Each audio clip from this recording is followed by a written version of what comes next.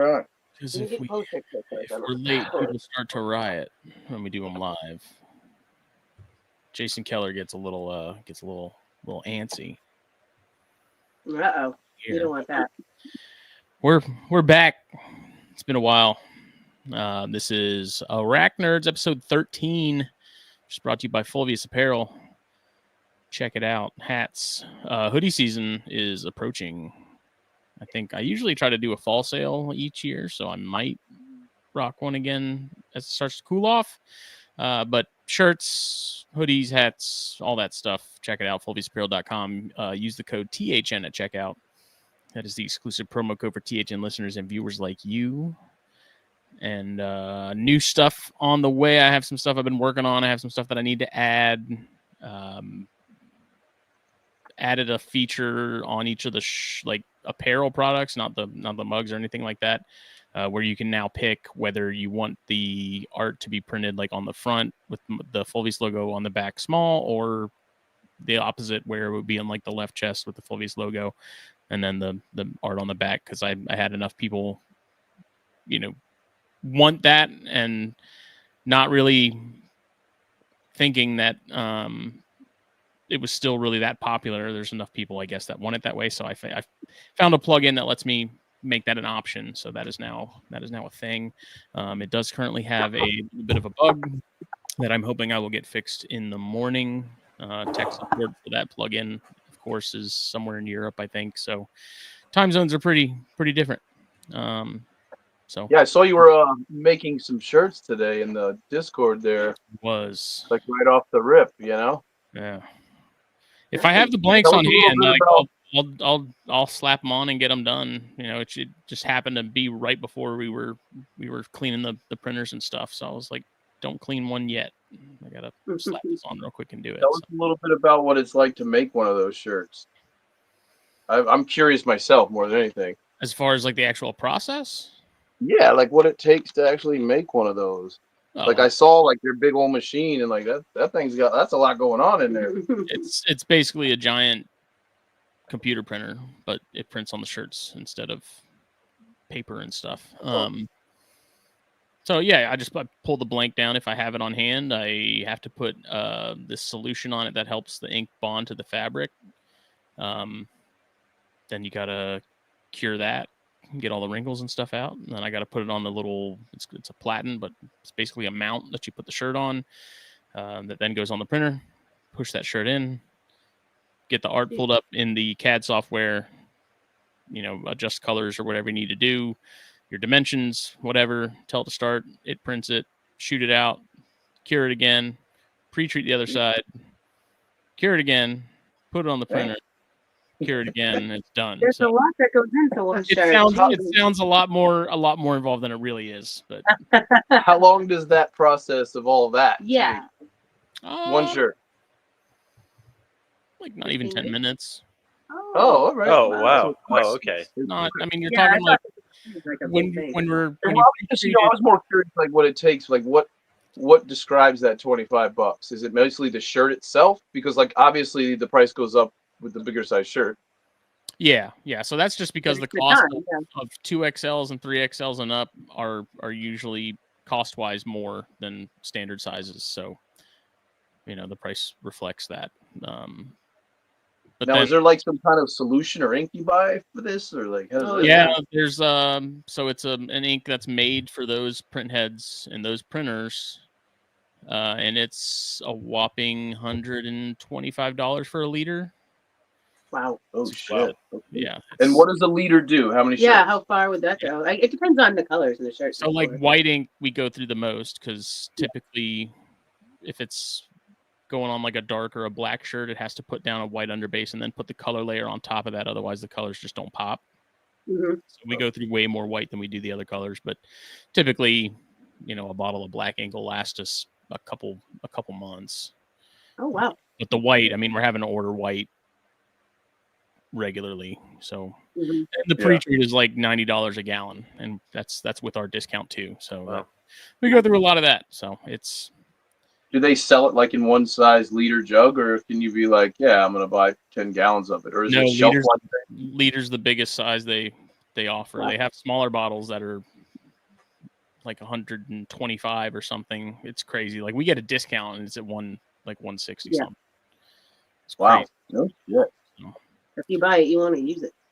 All of it. Well, that makes sense too. Well, it's I've always, curiosity is kind of like my thing, but more of like what it takes to actually do that. A lot of people don't realize like when you get a shirt especially because you're making them, that's a lot more than like me ordering shirts from somebody that makes them, and not really knowing what goes into them and why the shirts cost 16 to 18 bucks for me to get one, and why I turn around and charge 20, 25 bucks for them, because for me it's like the shirts are like I want people to have the shirts, I don't want to charge a lot.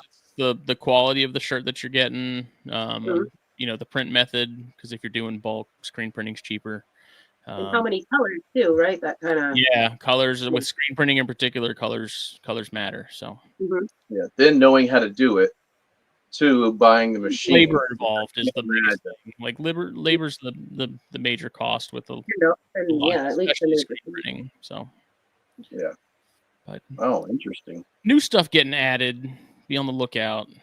You got to do an Asian fossorial, or you got to do like, of course, Hati Hati would be wonderful. I'm working on a Flamingo Kylus one. I started working on one the other night. I don't know. I kind of have a tendency to sort of sit on some of them for a long time because I can't tell if I hate it or not. So, yeah. Well, that makes sense. Well, if you ever make a Hati Hati one and you want to know if it sucks or not, you can ask me. Send one over. We'll let you know. I usually I'll test the waters and send some of the art concepts to like the friend groups and stuff, and it's sort of my litmus test. And That's awesome. Very cool. But apparently, we need to be talking about spiders because someone is already bored. Sorry. Whoever that is. It's a good thing this is a completely voluntary experience. Yeah, no, absolutely. We are always down to talk about spiders, feed spiders, breed spiders, sell spiders, trade spiders. Y'all got so much going on. So also before we sort of dive into things, Phil is here. Phil is officially the sort of the third wheel of the show. Nisarg's work schedule has just been so crazy that he's kind of got to the point where he's like, if you need to find somebody else to fill in for when I can't do it, and I'll try and do it when I can. That's fine. And so Phil is the fill in. I can do it.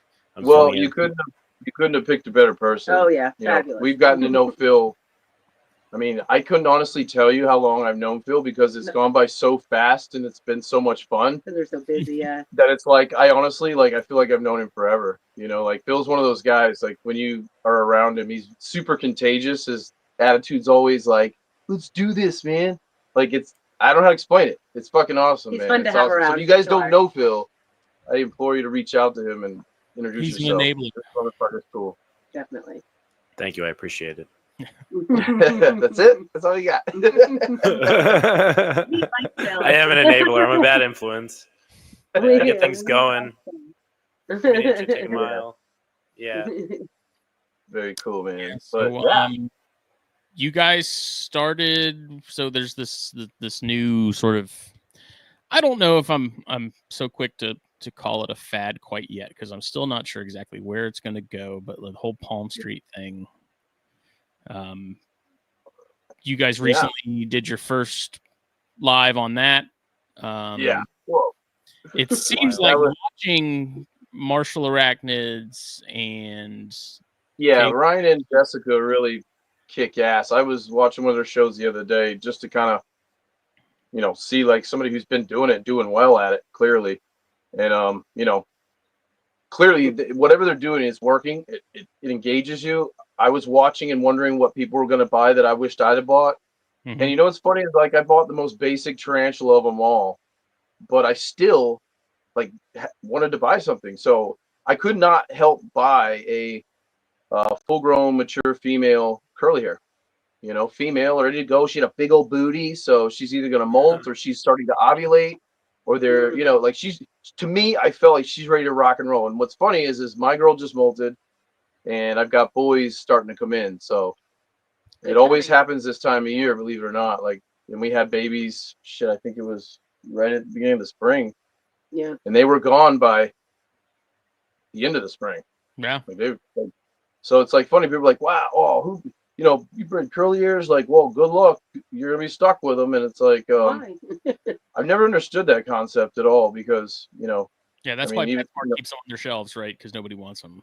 Well, they're staple for a reason. I mean, they're staple for a reason. So, I don't care who you are. If you're walking around an expo show and you've looked at all the spider tables, and then you're making your way around the corner, and there's this table down there in the distance, and they're holding tarantulas, and they're like showing them to people, and there's little kids over there engaged in looking at them, and you walk up and it's a curly hair. Like, if you've never seen a spider before, or you've always been like, ew, spiders, like, that's my favorite kind of potential customer, is somebody that walks by that's like interested. You always know somebody that's like really worth talking to when they got their hands behind their back.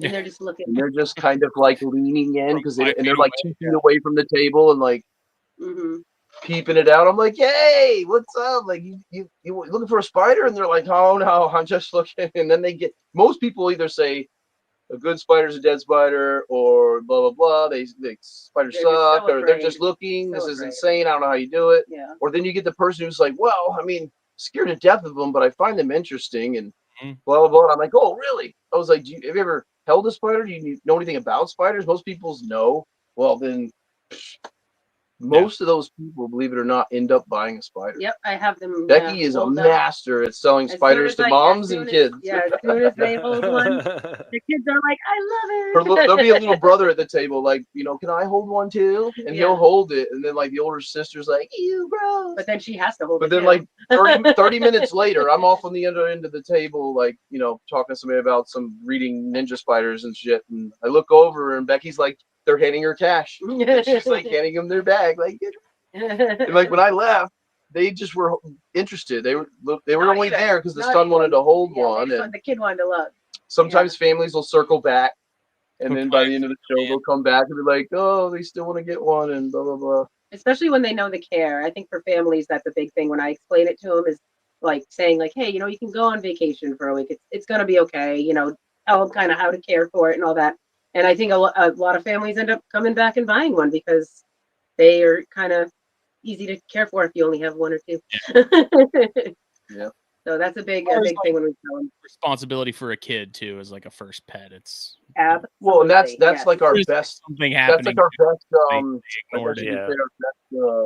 What do they call that in sales? Where you're oh, I wish I could help you. Where you throw it on out there and you're selling point? You know, like you got your key components when you're a salesman, and like so one of them being is like, hey, your kid's getting to that age where they're like curious in a pet. It's like a fish, a dog, a lizard, spider, you know, and you get kids that centipede, fuck, you know, like but if you think about it, like the first and best thing we always say is like if you're trying to get into like having a pet and your responsibility for a kid, it's like tarantulas are a unique thing because one, they take up a lot of they don't take up a lot of space, so you can get a small juvenile spider that grows slowly, that's friendly, handleable if you're responsible with it, and it also doesn't require picking up shit, training a dog, like the repetition of going out and, you know, potty training, and for a little kid that's a lot, man. What ends up happening is the dad and mom end up doing it, and it's like this fucking thing, and it's like so.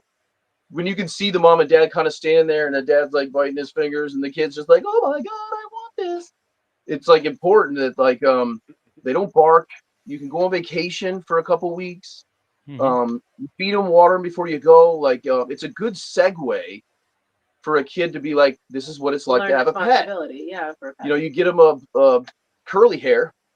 You know, like most people are like, oh, my curly hair is mean, and like you hear it all the time. Like, oh, mine's not nice, mine's not handleable, and it all boils back to how you're holding the spider, caring for it, like what makes the spider do what it does. And when you teach that to somebody and they can see it in live action right there, and the kid can show his parents that it's like, okay, like, wow, this, and it comes with the enclosure. Yep, it's a nice enclosure. it can stay in this the rest of its life. Mhm. Yo, like that's it, man. Yeah, Like it's so funny too with the curly hairs in particular, man. Because like I got one specifically for like there's one educational event that I do with a buddy down in Savannah each year, and I was like, oh, I'll grab a curly hair before I go down there. And this was last year, and I was like, it'll be great because it's it's a good species for that kind of thing. That thing, if it moved, it was trying to eat it. So I was like, I can't bring this thing and let kids like touch it because Oh, I don't trust no. that thing at all. Like that thing was nuts, man. so what I found is there's like a couple little things that can like you can take a spider that's skittish, I guess you could say, and of course you don't want to take a bome, for instance, and one that's like skittish and is kicking Yeah. hairs and like just hand it off to a kid, right? You know, and it's like I always teach people the first thing, and one of our things we do at our shows when we're trying to do that is you have to have a paintbrush, or like what's neat about paintbrushes is the tip is soft. If you had to forcefully or do any kind of control, you've got a soft bristle tip, not some tongs that could potentially pierce or pinch, a chopstick that could maim or injure the spider. A paintbrush, like, and I'm being real with you, like I've breeding panthos took a paintbrush and like pinned her to the floor. So she's like trying to, and she'll Yeah. fight the paint. Go for Like you can ask Phil, he's seen it in action. Like it's a real Yeah, it's thing. So like wild. having It is a wild. paintbrush, and then the paintbrush gives you the ability to do two things right off the rip. Is like super simple, and you can buy these like wicked cheap. So we'll buy like 100 pack of them, and We give them away to every everybody, customer gets one, especially the little kid who just bought a sling or something. And it's like this is your best tool, and it's like why? Because if you're gonna try to hold your spider, whether it's skittish or nervous or it's aggressive at you, defensive, like there's so many people that say this or that about their spider. It's like first thing is you just use your paintbrush and just reach out and touch the spider. I highly recommend touching the spider from the back.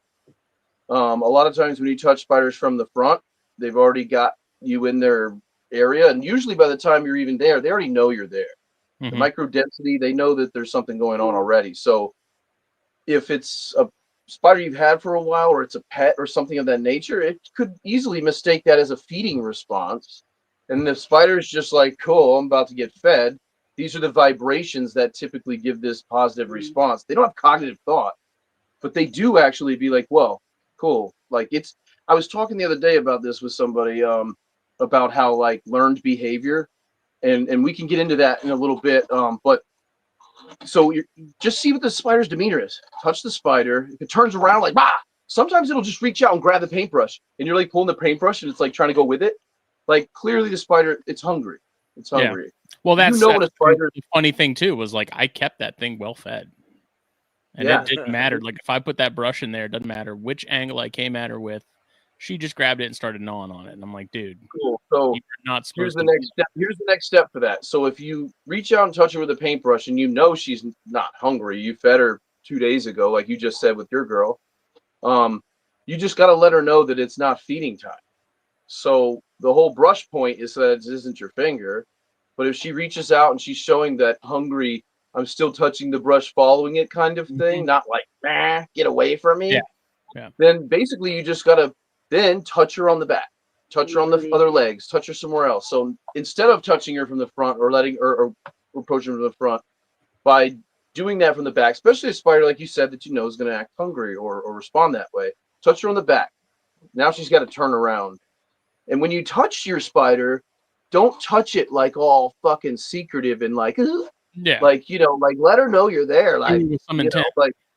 Some intent, like, and then she will automatically be like, cool, that's not food. Mhm. If you go in there all gentle, like, hey, they're like, food, like they're gonna respond to it. So you got to go in there and be like, what's up, girl, and just touch her right on the butt.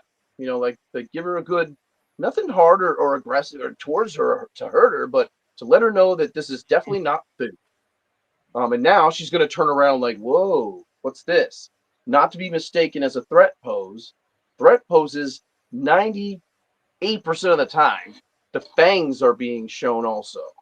Okay, like an OBT, a typical. Yeah. It's way different than a curly hair or another gentle spider to be just like, whoa, hey, to be ready for said threat pose. Which can be quickly mistaken, not knowing the behavior. But then once she does that, Then just reach out and touch her front leg. The one, if she always, they typically will always like lift one. Sometimes they'll just kind of back up like this, and just touch her again like that, and then cool. She will start to be like, all right, I'm clearly not a predator. It's very important not to breathe on the spider, especially a new world, typically handleable spider. That's why they have urticating hairs. That's why they respond the way they're responding, is because you're standing over them like a mammal predator. And that's what the even though you're not breathing on them, you're standing this far away, you just breathing regularly and talking and your breath of like, they can sense that micro density and be like, okay, bipedal mammal is here. They've opened up my safe zone and they're exposing me. I'm going to respond that way. But by approaching her gently, start off, wear a mask if you're going to be talking a lot and showing someone. It's nothing wrong with that. Tell the spider you're there. I'm not food. She turns around, responds. Sometimes this happens a lot with my rose hairs. They're bipolar. Some days she just does not want to be messed with. Now she's slapping at you, right? Mhm. Like, get away from me. Not a good day to hold your spider at this point. But sometimes after you're touching her a few times, you'll have a spider that's like, now she's curious. Like a lot of times people are like, oh, I opened up the door to my spider's enclosure and was feeding her and she decided to come out for a walkabout. You hear that? You see posts on that, right? Basically what the spider is, and that we'll get back into the learned behavior thing, because I know this is a huge controversial topic, but I'd love to explain it, my side of why. And you know, we're not talking about cognitive thought here, but they've already, especially if you've had this spider for a while, she's molted many times with you. You do this same routine with her all the time. The brush thing, wow, don't mess with her. What they realize is, okay, that stimuli was a positive thing, and I got food out of it. Definitely not something. And then like I learned this on my own as a child when I was collecting spiders. I took a bunch of sun tigers and I put them into AMAC boxes and drilled a hole in the top. And the only way they got fed was from that hole. And for a long time, I had spiders that just like would never eat. Like they just didn't get it, you know? And then like some of them are curious, like, well, fuck, where is the food? And they're looking for it and stuff like that. Then they learn, oh shit, they'll grab the cricket from the hole. They'll do it again and again. Eventually, you go down into the spider room and you're like doing stuff with other spiders and blah, blah, blah. You look over at the ones that you are training and she's like reaching out the hole, like patting all around the hole. Like, where is it? I know it's here. My I hypothesis sense the micro density changes. There's vibrations, and usually the response, positive response, comes from that type of stuff. And I'm telling you, it's a real thing. It is, because my hypothesis hangs out in the corner where food gets dropped in religiously now. Like they know. There was a while where I was like, why does it keep hanging out in that corner? And then I was thinking about it because I was dropping a cricket. I'm like, this is where it knows that it's another amazing thing. That, like, we truly, there's no way we'll ever truly understand what's going on in the mind of a spider. But I can tell you right now that it's not a fly buzzing around in your room, flying into danger while I swat it. You know, like these are intelligent insects. If, for lack of better, I was thinking about recently too, was like just with reptiles as well, like the level of consciousness. Like I try not to anthropomorphize a ton, but at the same time, you have to think about it. Like I would define even a base level of consciousness as I have the ability to determine what's a threat and that I need to survive. Yeah. So if they didn't have that, then if they died, you know, then it's like there was no wherewithal to any threats or anything. You made a good point that made me think of something that, whether there's scientific proof out there or not, this is like my personal learned opinion from many years of experience, is that tarantulas, like, they don't have like cognitive thought. But I've also learned that like there's insects that like die, they live very short life, they don't live very long, blah blah blah. But I mean, look at jumping spiders and their intelligence levels. They actually will like trick their prey and like circle around and hunt them. You know, like that shows that there's thought there. Like to be like, oh shit, he's there, I'm about to trick him and go over here. Like it's a real thing. And it's like I find that animals that live a long time, especially like in the spider world, tarantulas, they're prehistoric masters at what they do, like the forefront of like cutting edge technology of being a spider. Like tarantulas really nailed it down, but like to live for 20, 30, whatever, however many years, who knows? There might be spiders out there we've never found or seen because it's a war-torn country and there's parts of the Congo we've never been. There's spiders out there that may be more intelligent. We don't know, but That's why they haven't been found. like if you're going to be a bug that lives that long, you have to have some kind of There has to be some level of something. right, survive, because if not, absolutely, like yeah. it just like it's almost like okay, if you're going to evolve into a bug that has the purpose of living that long, you're definitely going to like also evolve to have a smarter intellect and better feeding and better appetite, better predator at what you do. And I mean, like if you keep tarantulas, you know, like they're really good at getting their food. Like they do not struggle. I don't care what prey item you put in there. That spider, if it's hungry, it's going to get it. It's going to win that fight. Well, I think too, another good example of the other end of that is like moths. Yeah. That'll just there's a bright light. Fly into light, yeah. Exactly. Like don't fly towards the light. End of that spectrum, you know. And a tarantula is actually like, wait a minute. They'll actually back away. Or I've had pairs that are breeding and like I took my mask down to like talk to somebody for a minute and it like ruined the whole mood. She like sensed the different micro density in the air, and that's what the setae does for a tarantula is one, they can sense everything around them like fingertips. They touch their setae touches something, it's like cat whiskers before they stick their head in that hole. Yeah. They know just by the whiskers and touching their face to that area, okay, I can't fit in there. You know, like I think the sensitivity of that is almost beyond comprehension on our level. Yeah, but it's like the very minutest changes they can sense. So it's like, you know, your spider can actually be very easily to handle. And like that's like the stepping stone of understanding that to being able to hold an OBT, to being able to hold a Sturmy. You know, and one of my good friends, Corey Brocken, is something that him and I like to talk about and, you know, nerd out on all the time is handling your spider and how to teach that to others, learning the behavior without being a scientist, but just understanding why tarantulas do what they do, when they do it, why they do it. And you can hold any spider. Yes, it's harder to hold an OBT than it is a curly hair, but it can be done. And I tend to show people that. And, you know, that's the whole point of this Discord. That's a whole other thing I want to get into too is, you know, about Facebook and where we're going from here, and what we've been through the last couple months. Permanently banned. Palm Street being one of those. Palm Street being one of those. Like you're so done anyway, on Facebook. Facebook has actually like fully permabanned.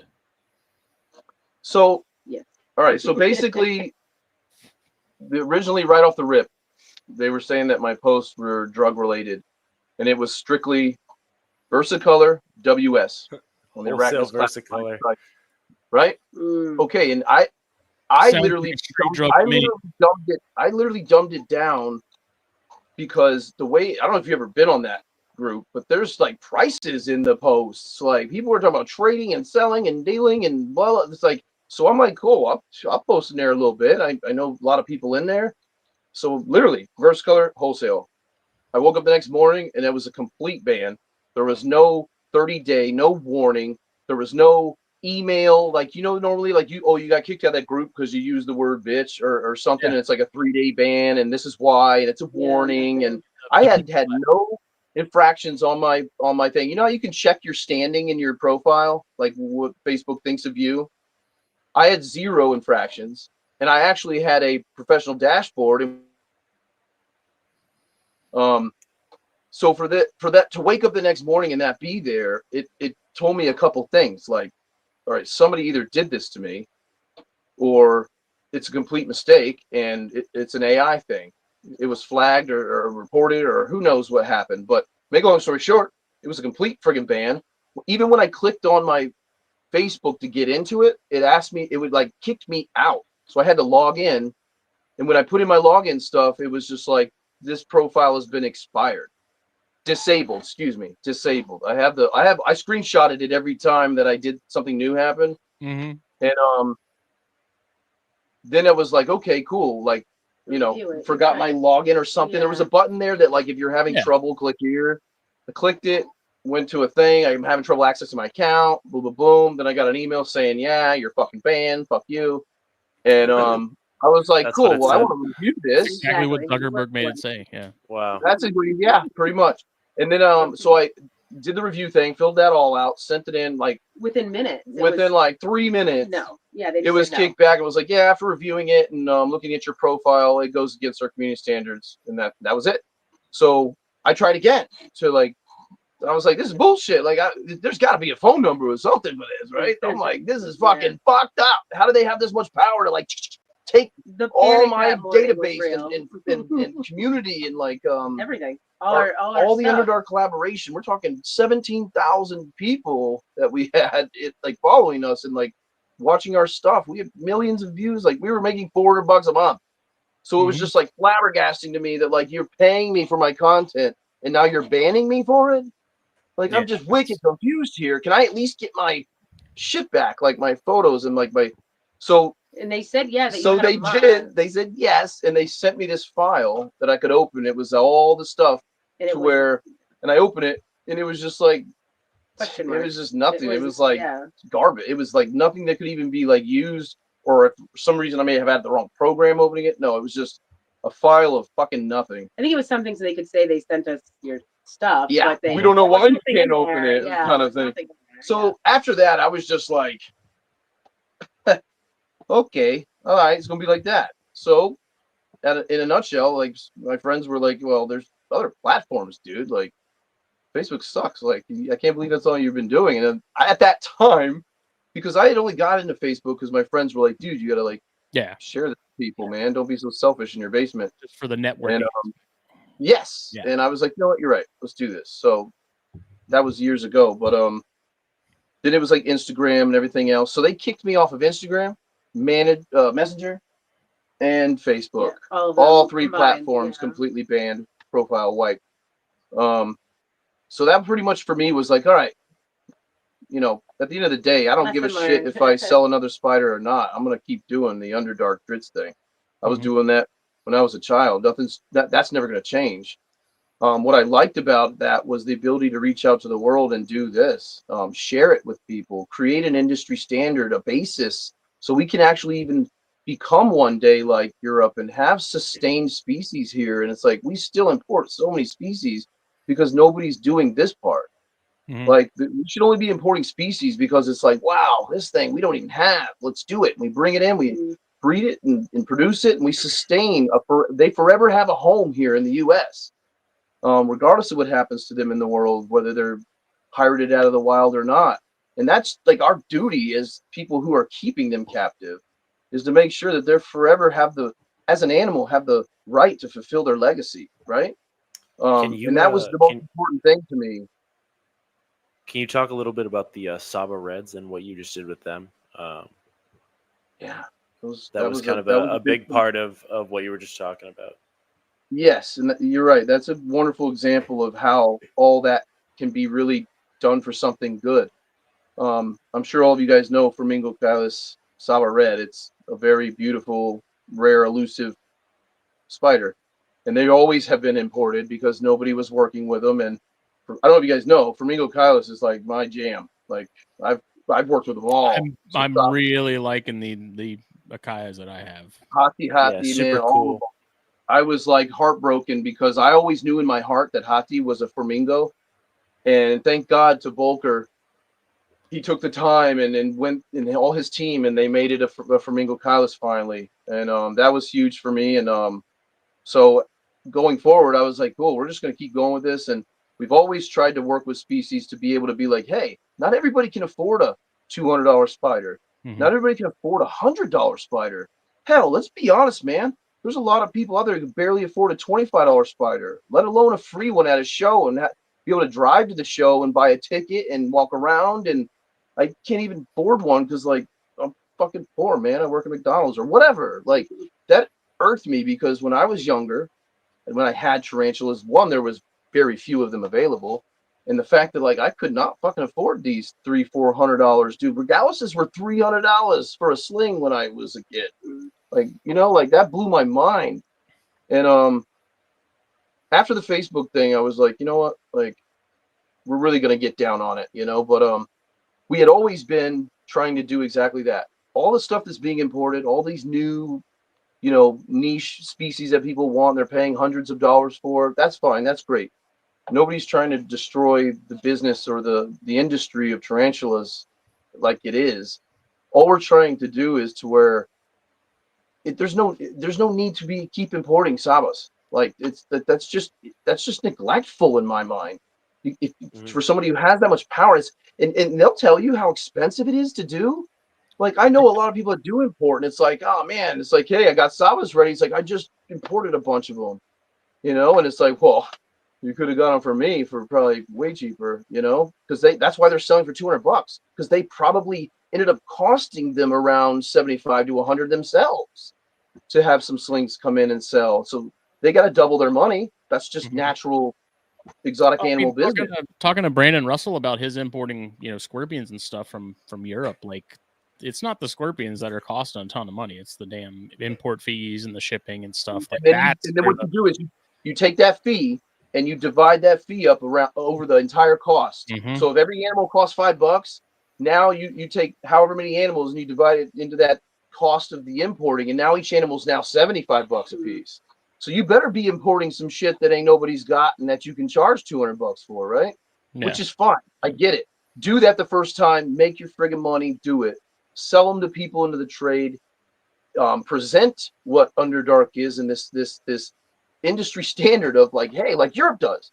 We're gonna get something new we've never had before. Let's get into the hands of the people that can produce them, and now we can all have Saba Reds for $100. I don't care who you are and what you breed, but if you like, for instance, Batata, like they've been bred in the United States for there's millions of them in the United States, and they're considered ESA. Well, they're not ESA in the United States. I'm gonna tell you that much because everybody's got one. But they're still at $100, 75 to $100 retail, and you can only buy them in the state that you live in. Like, so there's still a market for it. It's just like I never understood too why, like, all of a sudden now curly hairs aren't worth shit. It's because, like, okay, cool, they're everywhere, everybody's got them. Well, it's because they're still importing them, and you can go to an expo and they're $15 for a female, and then I go on Palm Street as Dritz, and I'm like, I'll pay $66 plus shipping. I paid $109 for a female curly hair, and you damn right I'm not upset about that. Like, I could have went and called 10, 15 people right now and had 10 of them sent here for $100. You know what I mean? And sold them on my table, wild caught spiders. But it's like, that's why it's like this. It's because of that. And by creating an industry standard, a baseline, bring them in, make that money, show them to the U.S., put them into the world and the community, and be the first one to ever do it. Be the first one to ever import that species. Bang, you'll make your money. Then, if you're smart, take 5 or 7 of those and put them in the hands of the breeders in the United States that are actually producing shit. And then we're going to share them with you. You no longer need to import them. And if everybody else is still importing those, man, you're going to be in front of the game. Like my Sabas are 75 to $100, depending on what else you're getting and our relationships. I might owe you money even. I might just give you one. But at this point, everybody's still making their money off of it. Yeah. It's this greed of like, import this and $300 for a Valhalla. I produced Valhalla myself like 9 times. But you can't find males. It's near impossible to do. People are squabble and fight over them, and they're paying hundreds of dollars for them, and they still import them. So it's not necessarily like a case of they're particularly difficult to breed or anything like that. It's purely availability. Well, that's just it. And that's what I'm trying to say is the first step is bring them in, import them. Saba Red is one of those spiders that, like, because of that, there's a lot of people, there's only select, if you were to go on there right now and look at who's selling Saba Reds, there's like the top vendors that everyone knows, right? So by doing the, like Phil said, segueing back to that whole comment and all what we were talking about before with that. So Saba Red cannot have been possible because there was other people breeding Saba Reds to do that. I can name good friends of mine right now is Michelle Mark with Disco and Ian Henry. He's over there in Washington State. I don't know his company name. I don't think he has one. He probably does, but they were collaborating and breeding them too. And they have a sack right now and theirs are just coming into 2eye and starting to feed. You know what I mean? So it's already starting to happen. That's what we did. We reached out to our friends, people who already had bought some of those imported ones 2 or 3, 4 years ago as slings or as juvies, raised them up. Wow, I got a male. I don't have a female. Shoot, I got 2 males. Damn. And it's like, well, I got a female. My buddy Brandon Wiley's got 2 females. This other guy's got 1. He's got a couple males. I know another person who's got 1. I know Disco Chick and Ian who've got some. And it's like, so by reaching out and doing that collaboration, sending your mail to people that are really, truly trying to make this happen, produce them together. You've never experienced breeding Flamingo Chilus. It's not that it's hard, but it's sure as shit ain't easy.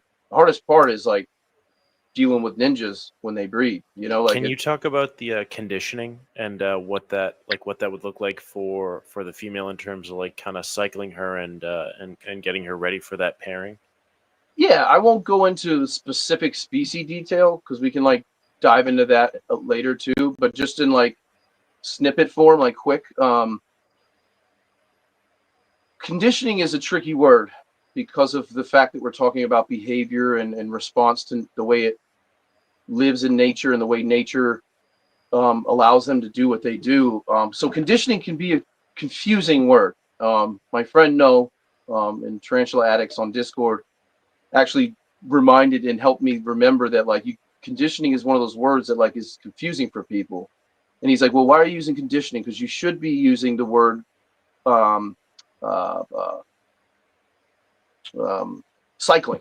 Excuse me.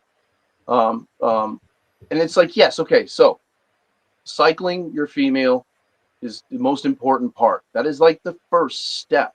If you're going to breed your spider and wow, I got this female, she's big enough to breed. We can go into breeding sizes and maturity levels later because that's another huge controversial topic. Cycling is everything, but conditioning is different. And I say it like this because cycling is, yes, when you give it the right environmental conditions and mimic its environment, like birds flying south for the winter, you cycle her. A lot of species have cool downs. Some have hot and wet, windy, whatever. We can get into that later too. But across the board, conditioning is where, yes, you're doing the cycling, but you're also rehousing your female if needed, if it's a displacement species, the feeding cycle. I'm a personal fan of stress because like cactuses, they thrive on stress. So do spiders. That's why they're defensive. That's why they can defend themselves. So not per se taking it out, handling it, stressing it out, but pulling it out, putting it in a catch cup, observing it, looking at it, getting your pictures because it's probably a spider you haven't seen in a while. That's a form of displacement. And a lot of spiders triggered by weather displacement and cycling. So conditioning to me, when I say the word is your female conditioned yet, doesn't mean did you get her cool for a while. No, it means did you read a book about the weather in the country, what it's like year round. Other notes on that as well. Prepping her. So if you're going to condition your female to breed, you don't want to throw her into conditioning right at what the seasons are for breeding. No, because you don't know shit about her. You have not been conditioning her, cycling her. She's been in your spider room like this, 70 degrees, fed every week, water dish. A lot of spiders will settle down and bromate. Mm-hmm. And that's why you'll say, wow, my rose hair hasn't ate in a fucking year. Because she's been in your room for 70 degrees and being fed every week until she was full. And now she's just like, cool, I'm going to sit here and bromate, maybe molt, until the season changes and triggers me to want to fly south and not stay here and do this, right? Mm-hmm. So knowing the spider, where it's from, the type of spider, arboreal, terrestrial, how it lives its life cycle, how long does it live? Longer lived spiders have a different behavior than shorter lived spiders. Dwarf spiders are dwarf for a reason, you know, and I'll get into that another time. So conditioning a female is a lot harder than people give it credit for. And yes, there are people out there who say, fuck that. I don't do that. I know a lot of successful breeders I laugh actually with Tom Sachs about it because I don't know if you guys know that motherfucker pumps out some GBBs, man. He'll breed like 20 fucking GBBs and have sacks from all of them, kind of thing. But he's like, well, I don't do shit. I don't condition them. I just keep them in my spider room the way they're at, and I put them together and I breed them, and then success in numbers. Like bang, watch the males the best you can, cycle them through, boom, you're gonna get some sacks. And that all boils back to of like why GBBs breed the way they breed. Knowing the female and their weather, I can guarantee you Tom Saxon's spider room is prime brooding season for a GBB. You know what I'm saying? He's whatever it is, whether he cycles them or not, like then he's got it right where they actually like it and where they're happy to live when they're not. But what I find is breeding them the next year. So anybody put a spider together, bang, she was ready anyway. You got lucky, they paired, she laid a sack, boom, boom, boom. You didn't condition her, you didn't do shit. Do that again next year. Do it again next time, and do it again, and see how much harder it gets on you to get a successful sack from her. And that's when I realized, thinking as a kid and getting into spiders and growing up that way, was I had to actually learn it. Like, what the fuck am I doing? All of a sudden, there's just no success. Females just don't want to pair. All they want to do is fight and eat the male. She's not even hungry. She's not feeding. Like she's not even doing any nesting behavior. Like, because I wasn't cycling them. Like, I didn't actually trick them and then condition them to think it's time. And conditioning boils back in more to the trick. Cycling is the legitimate thing. Weather, temperature, moisture levels, boom, boom, boom. You're cycling your spider. That's just part of the conditioning process. So for different species, different genuses, that gets harder or trickier, or sometimes just super fucking simple, and it all boils down to that. So that's part of like the first step if you're going to breed your spiders, is understanding that. Then making sure that by the time you cycle your spider for breeding, you don't want to do it. You don't want to start her then. You want to do it before the breeding season even starts. So if this spider starts to breed at the end of the rainy season, let's, for shits and giggles, call it April, right? You want to start conditioning her in the other season before that. Mm-hmm. So if April's the spring for them and it's the rainy season and blah, blah, blah, I want her to be coming out of the conditions of the previous season. So that would mean she'd be coming out of winter. And that's what so if you're going to breed your spider and she just molted, great. Put her in winter conditions or whatever her conditions are for that species. Mm-hmm. This is just an example. And then start looking for a male. Find a male. If you have one and he's ready to go now, then at any point, as soon as you get your male and he's on his way, the very next morning, you're going to start making slow changes over the next 2 weeks to make it be like the book says spring is like there. And it'll tell you how many days of the month it rains.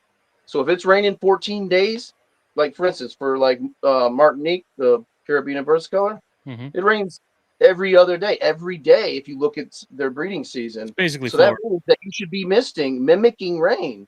It's not just filling up a water dish. Like, there's nobody in the wild filling up water dishes because it's breeding season, like, or feeding day or whatever. Like, by misting, setting up their enclosure, that's part of the conditioning, right? Because you could have bought her in a cup and she's been fine in that till now. One of those steps of conditioning would be to put her in a natural setting, a natural setup with leaves that would catch water and would puddle and create a natural. Because when your female hunkers down in there, she's not going to come out to check her water dish over here or over there. She's going to trust that heavy rainstorms during that breeding season are going to be bringing water to her. So it's irrelevant. Water dishes do nothing, really, at that point, right? So that's another part of conditioning, is understanding the housing, the husbandry part, along with the cycling, along with when to feed and not to feed. And then if you want to get more into that, there's other parts of conditioning, little tricks that we're starting to find out by getting more into this conditioning and this process. What we're finding is we actually don't know as much as we thought. And if you do that and focus on that more and get in more into the sciencey side of it, the results are so much easier, so much better. And you start to really find out more about the species and like how they don't like that kind of shit. They like it like this. Or they like it like that. Natural history will be the best care sheet you'll ever need. Correct. There's so And I many try to tell people parallels all the time. to I cycling tell and people all the conditioned time. I'll tell you snakes. again.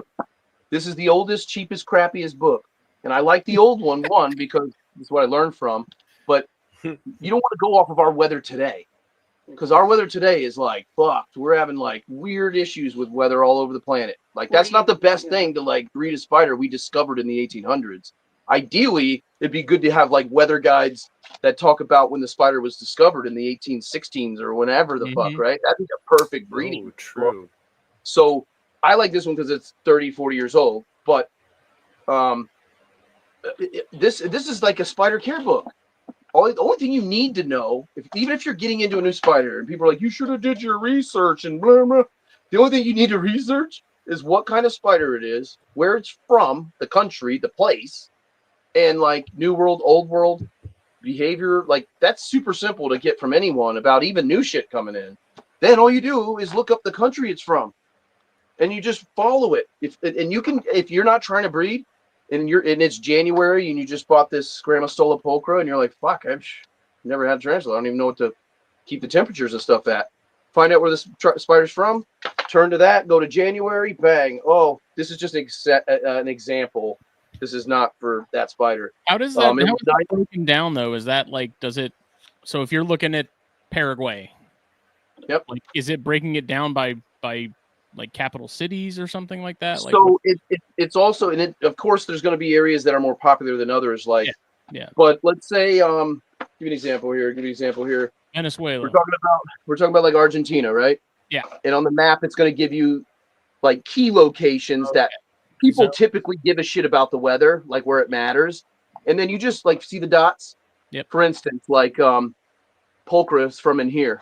It's in these tri areas. Pulchra can be found in a lot of these places, Argentina, all the way up into Bolivia and shit, right? But true pulchras are from right in here, right? So the closest dot to that, we don't want coastal because we know we don't live on the coast. We know they're a grasslandy thing. So this is going to be the closest bet, right? So you turn to that part of the book, and then the book will tell you, literally, it's not the page, but give me an example. Then it will tell you literally the months. It'll tell you the average high and low. And then it'll tell you that for temperature, it'll also do it in Celsius for you if you're from another country or whatever. Then it'll also tell you the relative humidity. And that's another thing that's important. A lot of people say humidity's not important. You're right. It's not if you're not breeding your spider. No. It's not.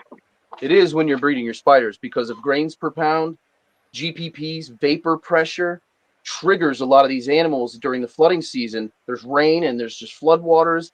Hammock sack laying spiders. It's a whole nother topic we can get into. There's a reason they sew their shit to the wall instead of an egg sack. Okay. And I'll get into that. But then you get into precipitation and it tells you how many days a month. So it says, for instance, this isn't the place, but example, January.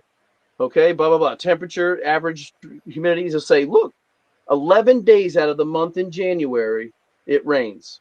And the average amount in inches that it rains that entire 11 days is 3.5 inches. So that 3.5 inches is a good amount of rain. 11 days. So that means like every other day, skip a day too, you would be misting. And when you mist the enclosure, you should be misting pretty decently heavy. You're trying to accumulate around 3 inches. That's a lot of water in that enclosure, right? We're not going to do that.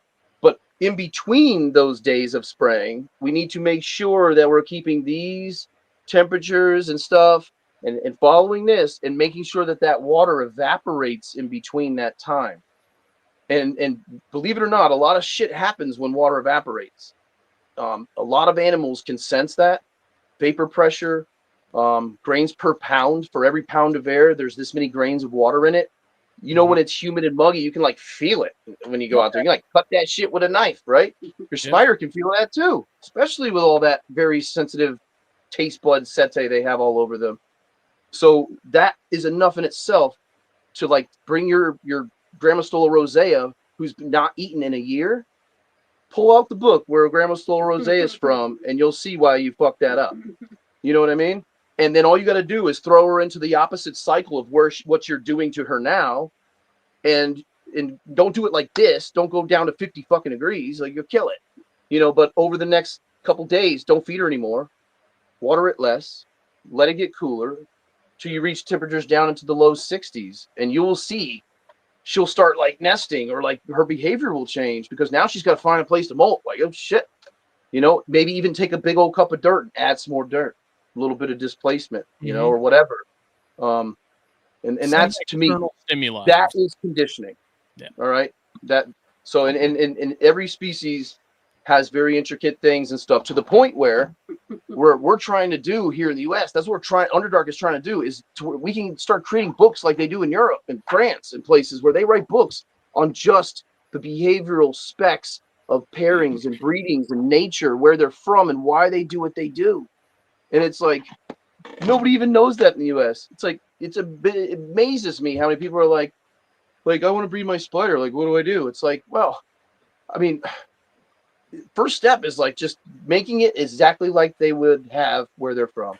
And that's what I want to try to like get out into the world. I'm always wicked excited to do, because it's that simple.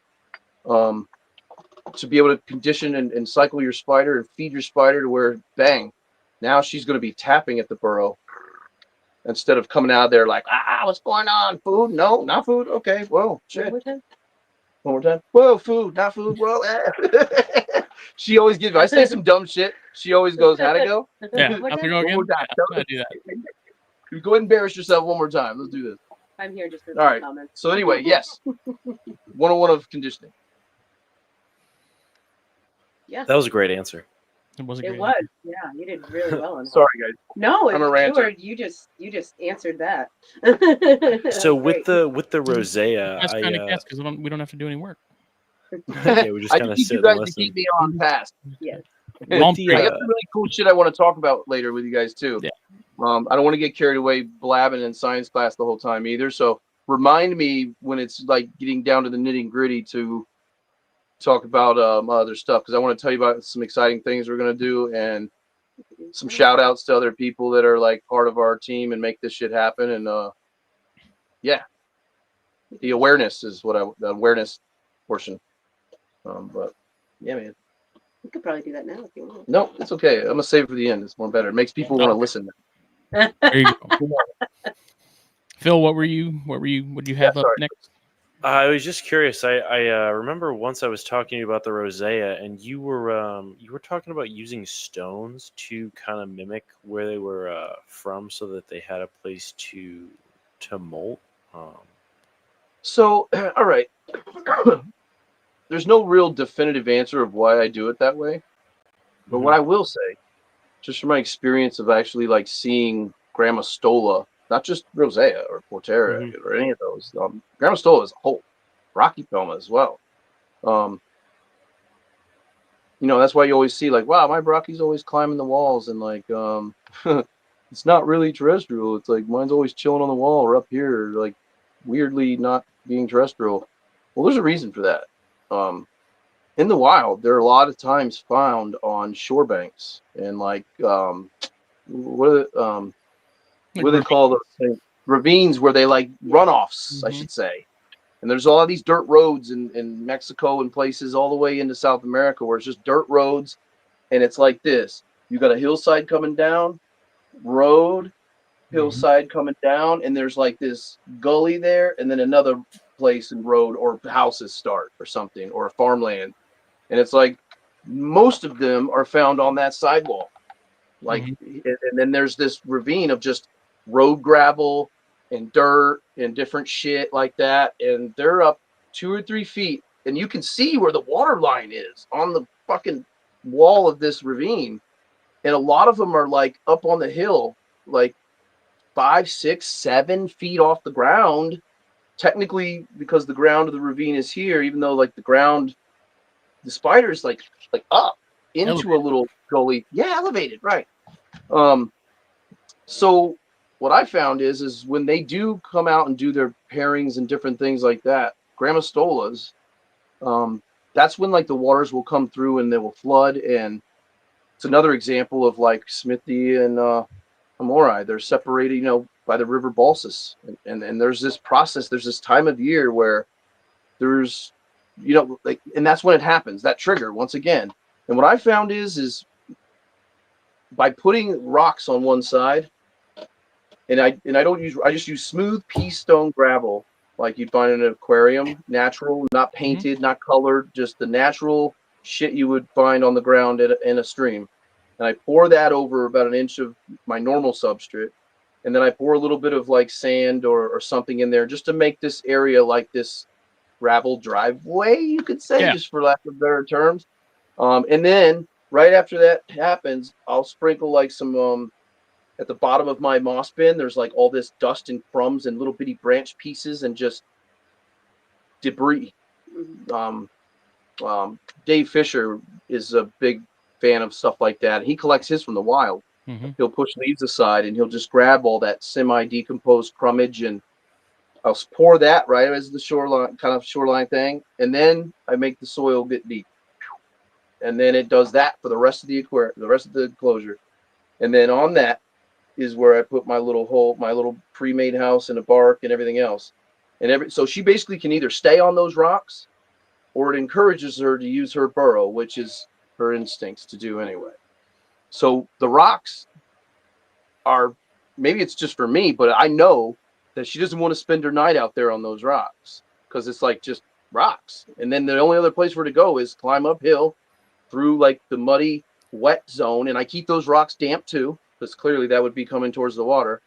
And now she has no choice unless she's going to like try to sit on the hill or on the glass over the water, which they won't because you're raising the temperature. I'll get into that later. It encourages her to use the burrow and burrow down and dig. Most grammostolas will not breed if they do not have that. They need a place to actually feel like they went up and burrowed in there. That's like that, and that's just something I learned. There's no scientific proof. There's nobody that's actually went out there and scientifically proved this. This is just me breeding these species for over 20 fucking years and realizing little tricks and things, and like listening to Andrew Smith. I don't know if you ever watched this documentary about Brachypelma. Oh, yeah. Haven't? I got all. Half of what I just fucking said is in that documentary. Okay, so and you can download his documentaries on your computer. You don't have to buy the CDs. If you want the discs for like collective purposes, I encourage you to do that too because they won't be around forever. Same thing with Tarantula books, but you can go on his website. I love tarantulas.com, and you can download all his documentaries. And he's got like 3 of them coming out. I think like one of them is like Ephebopus and like a bunch of really cool shit he's got. Like, Ephebopus, that's cool. Man, he's got some cool things. And then Guy Kenley and him, those guys are kicking ass. And you can learn a fucking ton about the natural history and like Goody Sapphire, man. Like a lot of people don't know like how they were discovered and how they played a role in the world with the railroads and the building of, the modernization, the civilization of India. Pretty fucking cool. So a 3-hour documentary. Like if you like spider shit, you like listening to people blab about spiders, that's a cool thing to pop on in your spider room. If you're like me, I got a little TV in spider room where my computer's set up. Put that on while you're feeding your spiders, man. It makes it a lot more fun when you're feeding your spiders and stuff. And it helps you not to get burnt out too, because you're learning new shit all the time. People tend to get burnt out because it's like all they're doing is feeding and watering and feeding and watering. It's like, holy fuck, I bought way too many spiders. And like, I'll bring my time. I buy a lot of collections because people are like, what the fuck? This is insane. I'll bring my old MacBook to work with me because that's what I have his documentaries saved on right now. I think I backed him up onto a hard drive in case anything ever happens, but I'll put them on at work while I'm printing stuff and just have it on the back Bluetooth. And or these podcasts, like I try to make them not boring, so you guys can like put it on while you're driving to work and actually get a good laugh. I try not to be a funny fucker, and I say shit I shouldn't say a lot of times. So I always, first and foremost, apologize up front if I ever say some ignorant shit and offend anyone. Okay, because it is true. Because I fly off the mouth. Becky tells me all the time, just shut the fuck up, man. Like there's other people trying to talk. So, yeah. It's tough. But you got good stuff in there. At least it's worth listening to. So yeah, I mean, it just reminded me too of this whole Palm Street thing. Yes. I can give you guys. Do you think it's gonna stick around? Do you think it's something that's gonna? Oh, I hope so. Way over time, like if I answer that short, I think it would be unfair for everyone, really, because my answer is going to be what you didn't think. But what I will say is, before I even considered Palm Street, I did not want to do it. I had friends that had thought of it, tried it, were doing it. I'd heard things about the way that the money's collected and the escrow, and so I was I don't know if I want to really fuck with that. And like the headache, Phil, that was a huge help with our first show. Like I couldn't have did it without him. There's no way I could even give you guys half the attention if Phil, you watched that was show. rough. That was rough. It was wild. We learned on camera. So, I went to one of my good friends, Warren. He owns Bushveld reptiles, house snakes, and he's from South Africa, and he specializes in house snakes. Great. And He was at Daytona, man. His stuff's freaking incredible. we met at an expo, and he came to me asking about baboon spiders, and I was like, "Oh yeah." Are we best friends? And then he's like, "Well, I grew up there, I could get going and going." I'm like, "Well, so make long story short, now we're best buds. He's part of our wolf pack. We love him to death." And I went to Retic Fest just to give him some support. He was doing a presentation at Reach Out Reptiles, and what a great place. And they were doing a Patreon event there for Retic Fest, and like we don't do reptiles. We weren't invited, by the way. Warren is my friend, and he was just like, "Man, I'd really love for you to come." And we were going to Tarantula Fest anyway, because we were like down to do that, and we were going to see Brian McPeak and everybody, and Mo and Richard and all those guys put on an amazing event. It was tarantula heaven for like 6 hours. It was beautiful. At Retic Fest, we were walking around with Warren, and like just Clint was there, and a bunch of amazing, Garrett was just like the greatest host. We were like, wow, this is just awesome. So we really started to like talk to everybody. And the Palm Street thing was there. Palm Street was there. They had representatives there walking around doing live shows through the event, like walking past us doing auctions and stuff. And Warren told them that he wasn't really Warren told them that I was like, because they were like, "Oh, who's your fucking Why spider doesn't he friend?" do Blah well? blah blah. And he was like, "Well, he's got some concerns, some issues, and like there's a reason why when you go on Palm Street, there's not like every vendor on the internet on Palm Street right now, because there is issues, guys. But I will say that when I sat down with them and talked to them, and I spoke to them about my concerns and the things that like were concerning me to even want to do it, they were able to explain it, make it better, and they supported me the entire way. By the time I left there, I had both their phone numbers. They called me, set up appointments with me, did live chats with me, and like let me do fake shows with just them, and like welcomed me with open arms. Oh my God, I couldn't have did it without them, dude. I'm telling you, I barely can log into my bank account. Like what the fuck. Yeah, and they were Veronica. I think her name So was Veronica. that's one thing I would encourage people, if you're really thinking about doing it.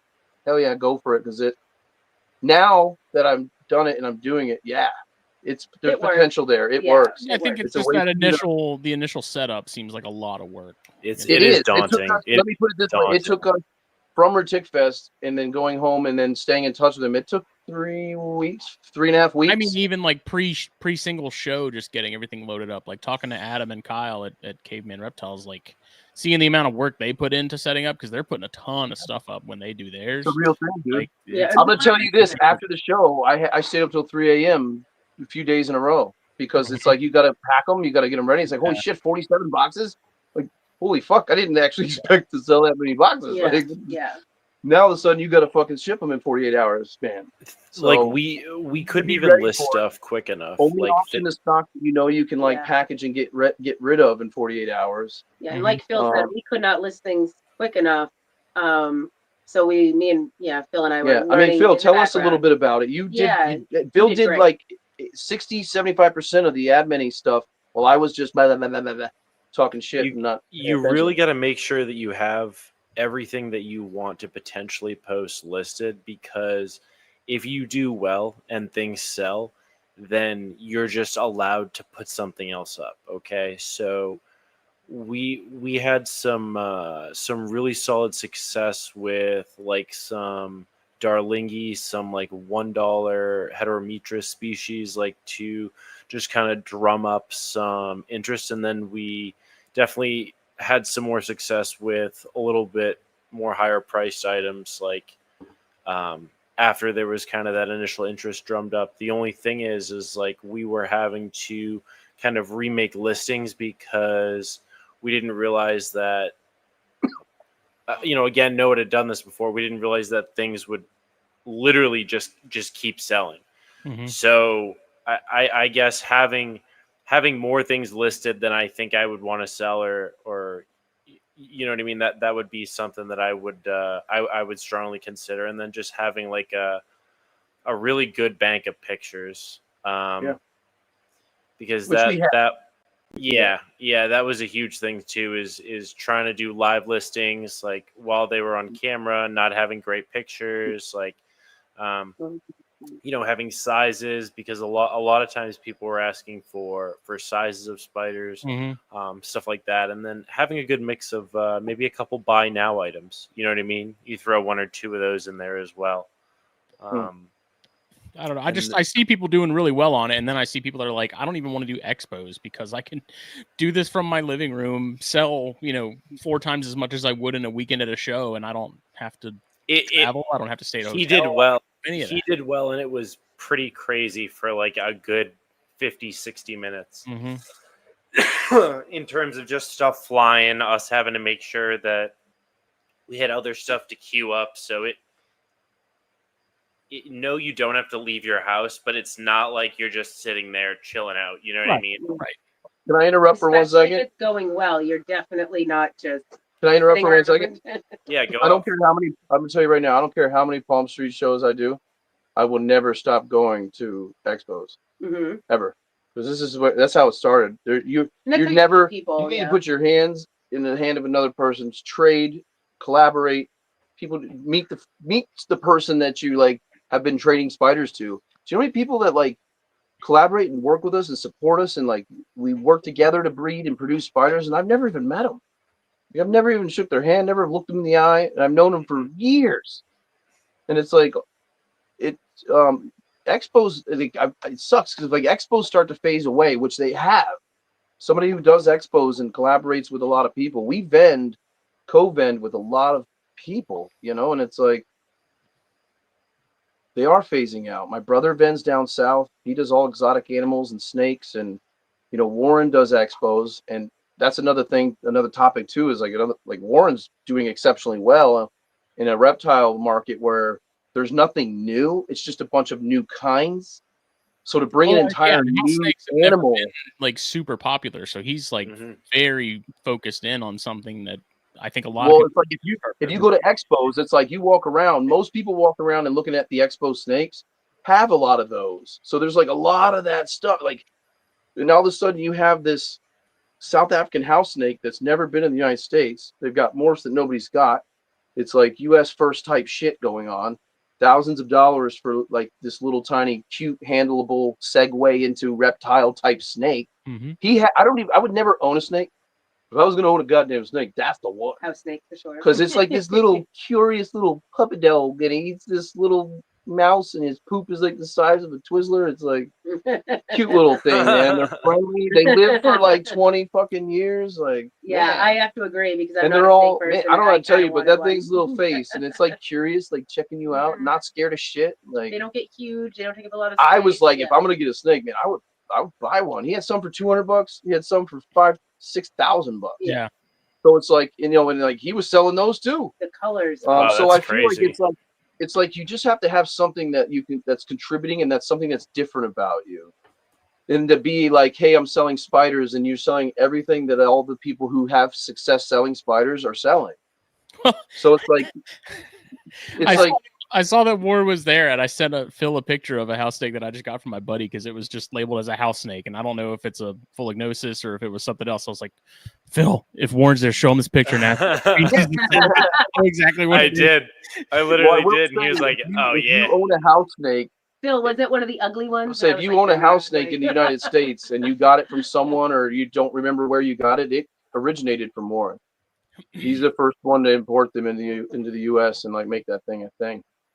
And he's got his own Bushveld line of like snakes and stuff. So you can make a healthy jump at it if you. So just be unique. You don't even have to have new shit. You just got to be able to present it in a different way. So for me, after my experience with Retic Fest and talking with them, and they convinced me like it's worth doing. You've got $20,000-$30,000 worth of snakes that you're complaining about feeding every day, because we talked in length. And they're like, let's just dump a couple G's on them on there and see what happens. And I was like, fine. And they were like amazing at making sure that I was comfortable with it and explained everything. So I'm like, how do I do this? Like this They person even came to our show. This person, to make yeah, sure we like were and this good. person, like, hey, they bought this spider, but they come to the Underdark and they're gonna pick it up. Like refunding the whole process of that. And then it's like, okay, but then it was like it wasn't clearing because it was like you need to fulfill this order and ship it. But I had already refunded the money, and I'm like, so I have to like tell the customer to go on there and click item receive, which if it is somebody you're meeting at a show, because I have some people that are like, I'll just meet you at the show and get it, which is fine. Like if you know me, like I'll have it at the show. Like save your money. Like it's not your little Spidey's not going anywhere, and you'll get it a little bit taken care of for a while, you know. So he helped us navigate understanding that how the money goes like into escrow, and then it becomes available, and like the whole process of it's confusing. It does take a minute. Is it going to be easier now though that you've got everything sort of initially set up in terms of doing it? Like, is it now it's just loading the items each show? Oh, after that first one's done and everything's all shipped, everybody got their stuff, everything's closed out. I don't have a single open thing with them, and it's like we're already like, hey, well, you know, should we do a show? Like I got a bunch of stuff that's hatching out, and like we should. It's like, well, maybe do something for Labor Day. It's like, well. No, you know, and you got to remember too, like, you know, other people that would be getting, like, what would your audience be? Like, do you think Memorial Day at lunchtime having a sale? Like, there probably would be people on there, but a lot of people are barbecuing too, or hanging out or doing something. It's like, so you got to also kind of know the market, like, so it does take a little bit of tact as far as like when to do one. Strategy I can see that being a thing because you wouldn't want to put on a show right after Spider Shop does a show, like 2 minutes later, you know, like you're. Like all those people that would be interested or clicking on it, but then you can also drag customers, which you can collaborate on shows is another cool thing. So like for instance, let's say my buddy Warren does a Palm Street show and he's selling house snakes, and a lot of those people on there know him and know me and know we love spiders and buy spiders from us. One of them came to our show and bought stuff, and you can segue them right into the next auction. So I can line my auction up for 9 o'clock. Warren's is at 7, and he does a 2-hour show, and everybody that's left over is still kind of interested in his show and buying stuff. Like, hey, and he'll jump there with you, and I can actually click on him and put him up here. Boop, and it'll come up in a little box, and everybody can see Warren. So all the friends, like 20, 30, 50, or however many friends he brings, come over there. They're like, oh, shit, yeah, Warren's here, cool. And then now they're with their buddy at the next dude's cool show, and there is lots of little neat niche things that you can do. Some people play games, some people do mystery bags. We haven't even thought of. You did the giveaway. Yeah, we got to think about stuff too that we want to do, like our own Underdark way. We've had a couple little cool ideas, and I'll give you guys an example of one of them that I think might be kind of fun. Is one of my good buddies, Mike. I don't know if he's listening or not. I hope he is, but he text us in our group one morning. It was me, Phil, and Mike, and he was just like, I don't know. He woke up like marketing Dave, or I mean marketing super Mike. Motivated, just Mike. like. And he came on there like, you know what? We should do this, this, and this, and the Underdark could really use a fucking restructuring and like cleaning up of that fucking place. It feels like, yeah, I got a fucking shelf. I'm coming over. And I was just like, holy shit! Next thing you know, like half of the packing side of our shop is like out there on the lawn. And like, I thought they were breeding spiders. I had no idea. Yeah. And then Mike was like, you know what? You need some fucking stickers. And I was like, well, yeah. So he had a homie that makes stickers, and he made these beautiful like bumper stickers that are like, you put them on anything. They're like waterproof. So they're not cheap. But what we figured we would do to be able to like, one, pay for the stickers so it doesn't cost me or anyone. Everybody can have an Underdark sticker. But on the back of these, you'll pay $5 for this. On the back of this, I'm going to write a random code. And I'm going to have Phil with a notebook. There's another Phil task, guys. This is why Dritz can do Phil, cool I shit. can do the notebook. I'm just kidding, but and there'll be a number on the back. And in that notebook, we'll randomly write 5%, 10%, 50%, 50%, and it'll just be assigned to that number. And then when you buy that, it'll have a code that you can use, one at our Palm Street. It can double as that. But then also that code will work at our Palm Street for a giveaway. So if you bought a sticker, like buying a concert ticket before, you get this cool number that gives you discount for the show, but it also puts you in the giveaway, and it's a Saba red. Nice. You know what I mean?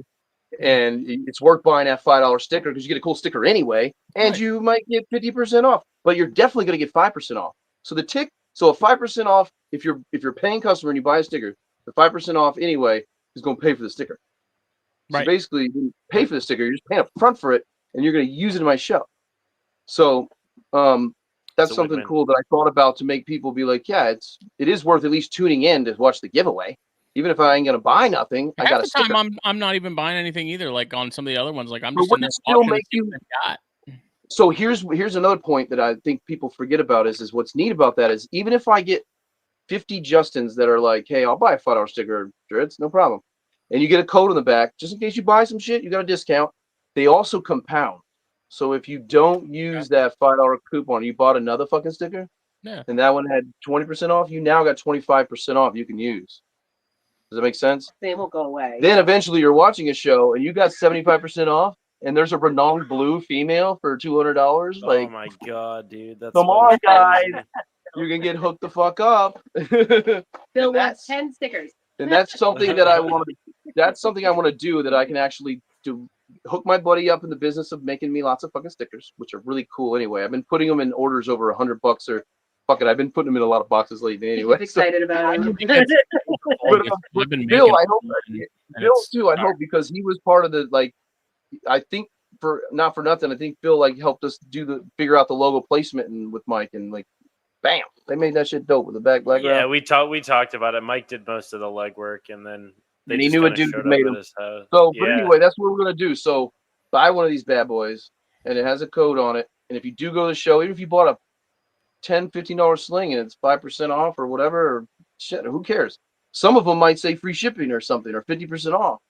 It's like holy shit. Or maybe we do a drawing and Well, that's put just the it. numbers. And then that number will also be part of a giveaway up there. Yeah. And I got some cool U.S. first spiders coming too, not just Sabas. Although those are fabulous. Ooh. But we got other stuff too. But yeah, that's just something that I think because, like you said, to go segue back into the Palm Street thing, Keep people interested by doing. there's different ways to things do like it, that. and there's ways to be about it and be unique and stuff like that. And that's just one of our ideas. And it's got us interested, and we're definitely doing another show. We just don't know when. And we like it. And It works. we have a like lot it, of cool shit here that, Palm Street's right that we just dump off. I'm a big fan of just holding on to shit and growing out. What do we have to these spiders? But I'm a breeder too, so I'm always like, well, what if I could breed her? She's so cute. But then I don't sell it, and then you just end up with tons of them.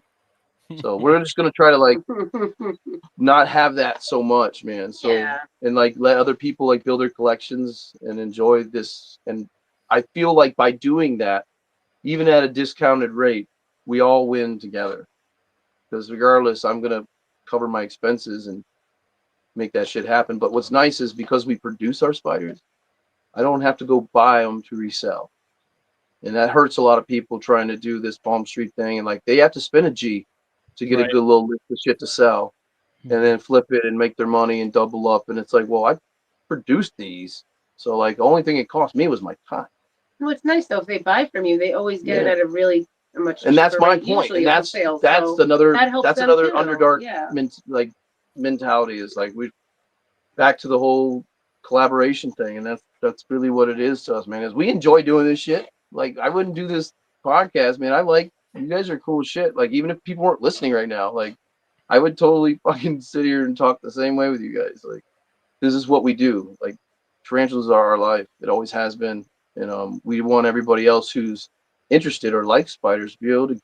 You deserve to have that too. You shouldn't have to troll or be involved in Facebook groups and there's animosity and weirdness and shit, and people don't want to text you back about certain stuff, or what are you retarded because you do your research? It's man, my answer was hey, have you ever read the World Weather Guide before? Do you know what that is? Do you own one? the Amazon Well, link. you should be it's a cool book, man. It's only $7 on Amazon. You should check it out. I can teach you something really neat about your spiders and take a dummy for tarantula keepers dummy book. You remember the little books from in the 90s? Everything was for a dummy, but it really wasn't. It was a very well put together fucking cheap book. Some of those dummy books were dope. I had a couple of them, learned quite a lot. It was like those cheat books you had when you were in college, those little yellow ones with the black lines all over them. Yeah, They yeah, told you like what whatever to do. Yeah, skill the for What dummies. notes versions and stuff. Yeah. Yeah, yeah, Saba Reds for dummies. You know what's funny too is I was talking to my friend Shannon from Warden of the Web. Pew, pew. Hopefully she's listening too, because she's a fucking badass human. She's always like, man, she's like, I know you could probably never accomplish writing a book, but you should try. You know, like actually creating there's never been a book about Tarantula theraphosid, like reading book. Like there just doesn't exist.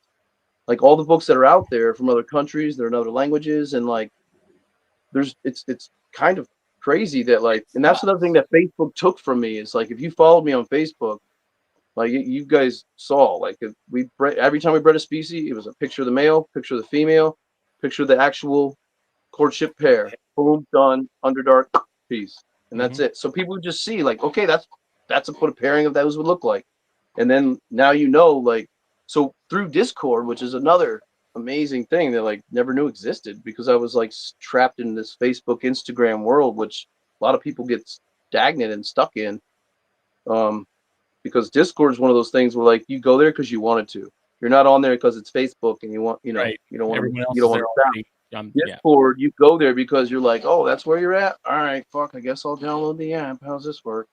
Or you're a gamer and That you're was already you, Justin. That was Me literally 24 you. hours ago. And or you're a gamer and you're already like, shit, I've been on there since the beta version. You know what I mean? And you're like, no problem, dude. And you already got like a name and like 12 nitros to your account, like, you know, like, or whatever the fuck, you know. But what's neat is in Discord and getting to know the owners of Tarantula Addicts on there. They have a Discord too that is vast. It's fucking easily, in my opinion, easily has the most following of anyone in the United States. Like from their Reddits to all their different platforms. Jesus Christ, it's huge. Hundreds and hundreds of thousands. Like Facebook could never give you that, you know. Like I had 17,000 followers on Facebook, like, but it was kind of like, that's kind of it, unless you just start getting a bunch of dumb profiles on there, you know. But what's neat about like Discord is like you go there because you want to, and then when you're on there, there's no Facebook police. There's nobody on there being like, don't say this, don't say that. You've got your admins and your mods, and you're like, dude, you're fucking out. Like that was retarded, or whatever. Or most people kick themselves out because of the behavior they have. But it's a safe place for people to go and be like, man, like I really don't know what to do with this spider. You know, like you got it because it was cheap or whatever, and like you'll get crucified on Facebook if you ever said something of that nature.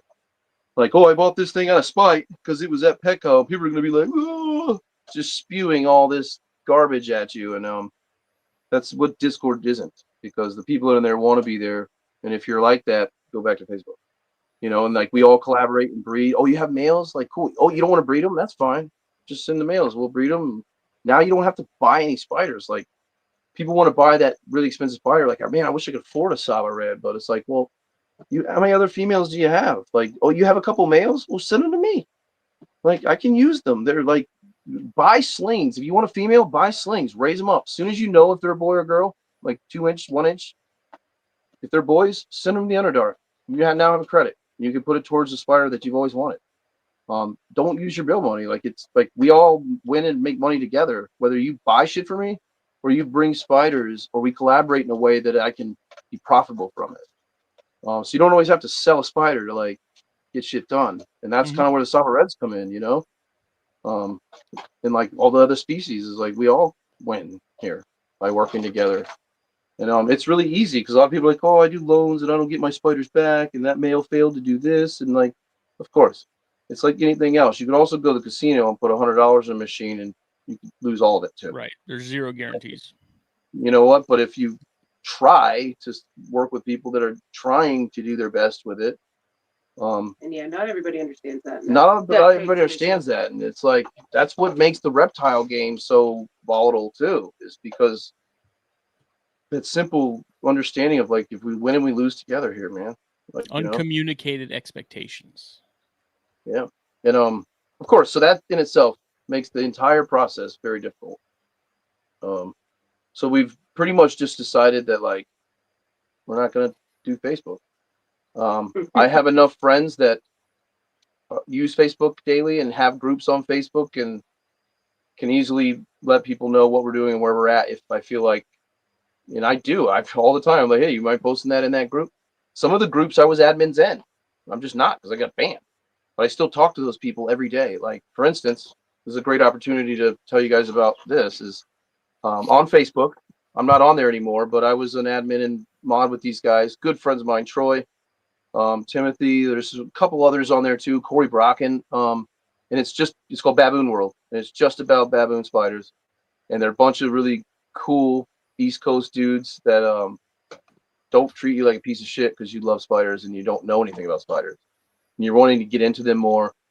So he's doing a thing this month. I think he does it every month, actually. I don't know. But it's a picture thing. You just take the picture of your coolest, prettiest spider, join the group, become a member there, which is not hard to do. You just introduce yourself and voila. Post that in that post he makes, post your coolest picture, and the person who gets the most likes will get a free spider. And it'll be a baboon.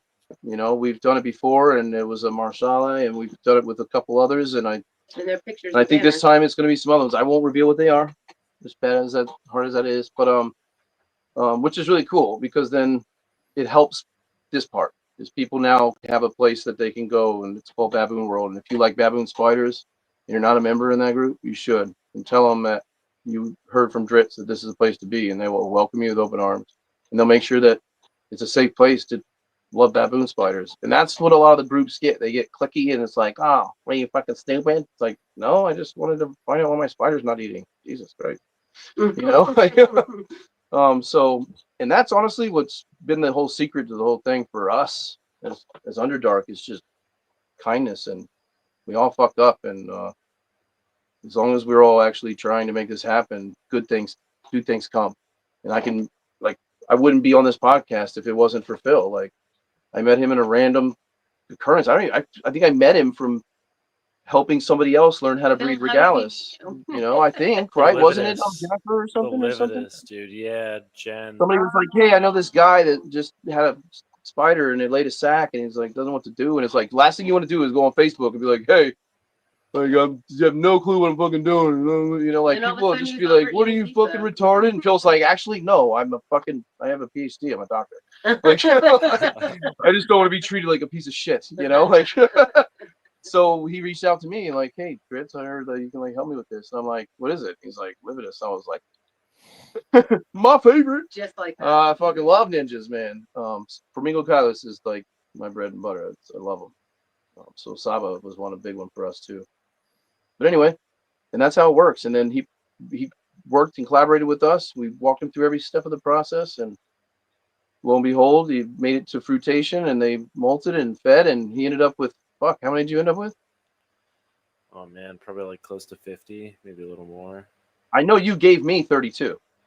Oh, I know that. Okay, much. I had 60. I don't know. I had a bunch, and she's gravid again too. We paired her again. Yeah. Which is beautiful, right? To go full cycle with him. Yeah. Well, I met him and he had a sack from her. We put her through the cycling, like we were talking about earlier, the conditioning, the whole process. We learned it, and I taught him together, and he does it exactly. And here she is again. He brought her to the Underdark, bred her again. She's back with him, and she's already nesting, ready to do her thing. And I think she didn't eat the dude. Yep, and we saved the boy. We have it on video. I think him. we put it on the Discord right away. Yep. I put it in there. Yeah. And then we did H. Immaculata, which is another beautiful too.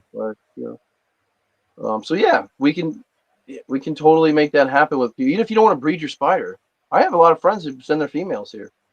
We do the best we can. Yeah, just send them back. Yep. I mean, Rhonda's coming this week. Tarantula Fairy, they call her, because she drives across country to the breeders and delivers and picks up our stuff, so we don't have to like send a $400 female in FedEx. You know, she'll drive that motherfucker across the country for you. So she's amazing too. If you don't know her, you need to meet her. She's really cool. Sure. But I've got like her Zenestus Bright here, and then one of our other friends and supporters sent us a Zenestus Bright male, and we're gonna pair them when she gets here, and we're probably gonna do a live video on the Discord so people can watch. That's one thing we're gonna start to do more of, talking with No and Annabelle. they've been huge in helping me understand the process of like the awareness part, and like being able to like have a place where you can go and it's like, okay, breeding advice, and then there's egg sacs, and anybody who pulls an egg sac or is collaborating can now post and show, and it creates this database to where like, hey, you sent me your mail and blah blah blah, I produced. It's like this database where anyone can go and be a part of it and see the process. If you were interested in breeding GBBs, you can go into where it says breeding advice and just at the search bar type in that species name, and it'll pull up everything we've talked about in there. And you can like, now you've got all the specs for GBB. Like you Talk don't have about to. the bot commands. Talk about the bot commands. That's the Yes, coolest so thing there I you think go. I've ever seen. So once again, no bad juju. he Yeah, Bad Juju's wild, dude. he That guy's created all this bot. powerful. Like you guys, if you know Discord, he created this bot. It works like it's another member or another person's profile. But what it does is it takes commands. So you can go into the bot channel and it's that, and you type in the command, and there's what's neat is he pinned the instructions on how to use it from multiple things like the species, the information, pictures, locations. He's trying to start to do more and more with it, which is exciting. We were talking about that.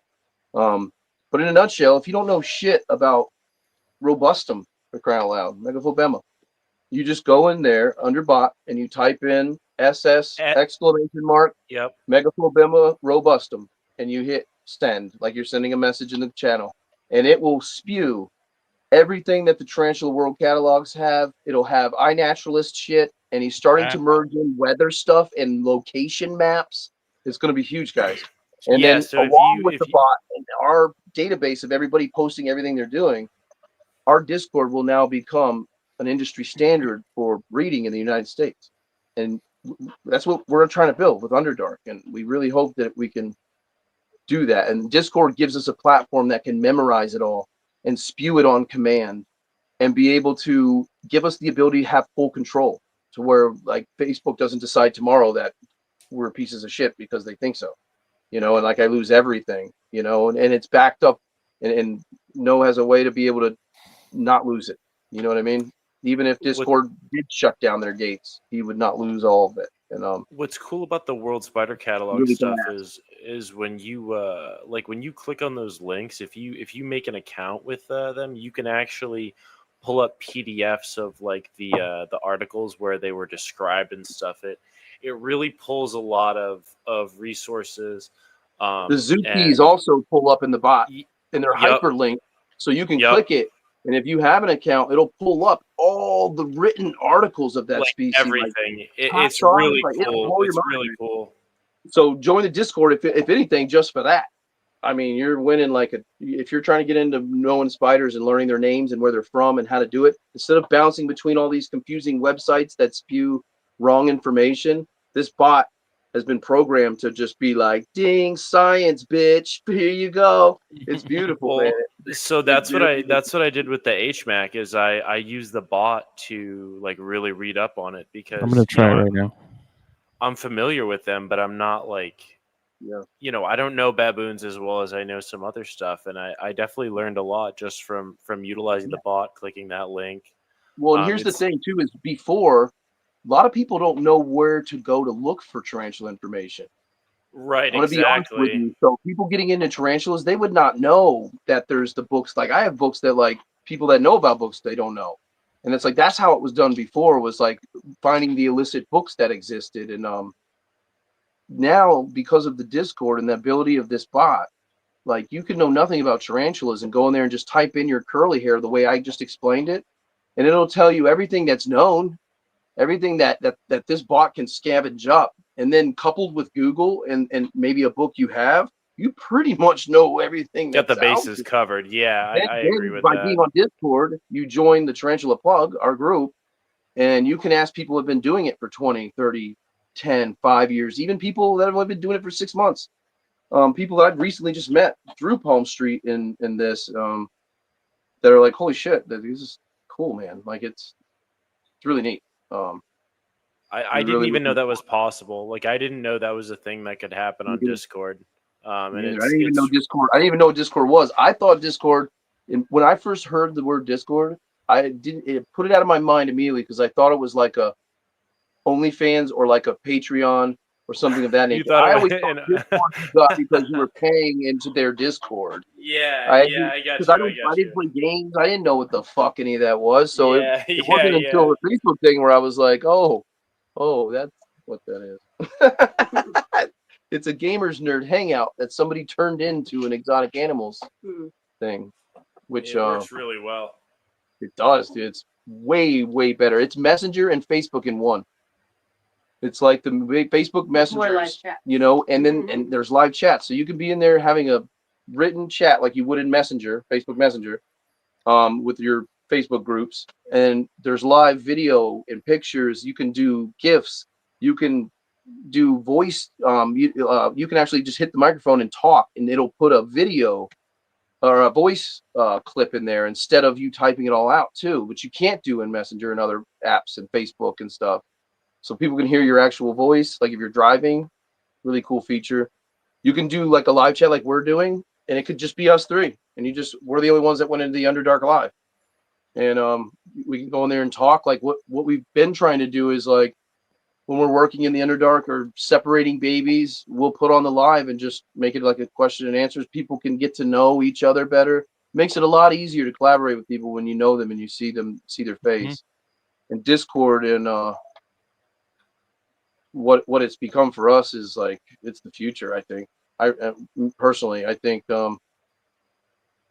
I have no reason or want to go back to Facebook other than like, oh well, my buddy's on there, do you mind posting our podcast on there tonight in your group?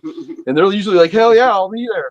And that's what I'm, you know. So Discord is very I don't know how to put it because I'm not a computer person, but when you click into Discord, it feels like you just pulled up a computer from the 90s, kind of. It's got this very beta, Microsoft-y feel to it. So for people who aren't really computer savvy that are only using it and gotten used to Facebook, because Facebook is designed to be very dummy. It's swipe, like, don't, texty, thumb up. It's not, old people can use it, but like you put like a grandpa on Discord, he's like, what the fuck? Like, man, me, shit.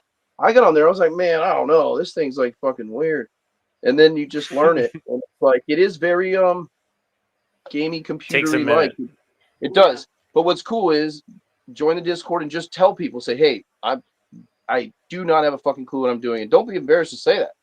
And there's 5, 6, 7, 8 Phil that will chime in immediately and be like, well, what's wrong, man? Oh, you just do this and this. And then what's cool is you can go into a live chat with them and like he screenshot what your problem is. And before you know it, it's nothing. It's easier than Facebook and Messenger because it's all in one.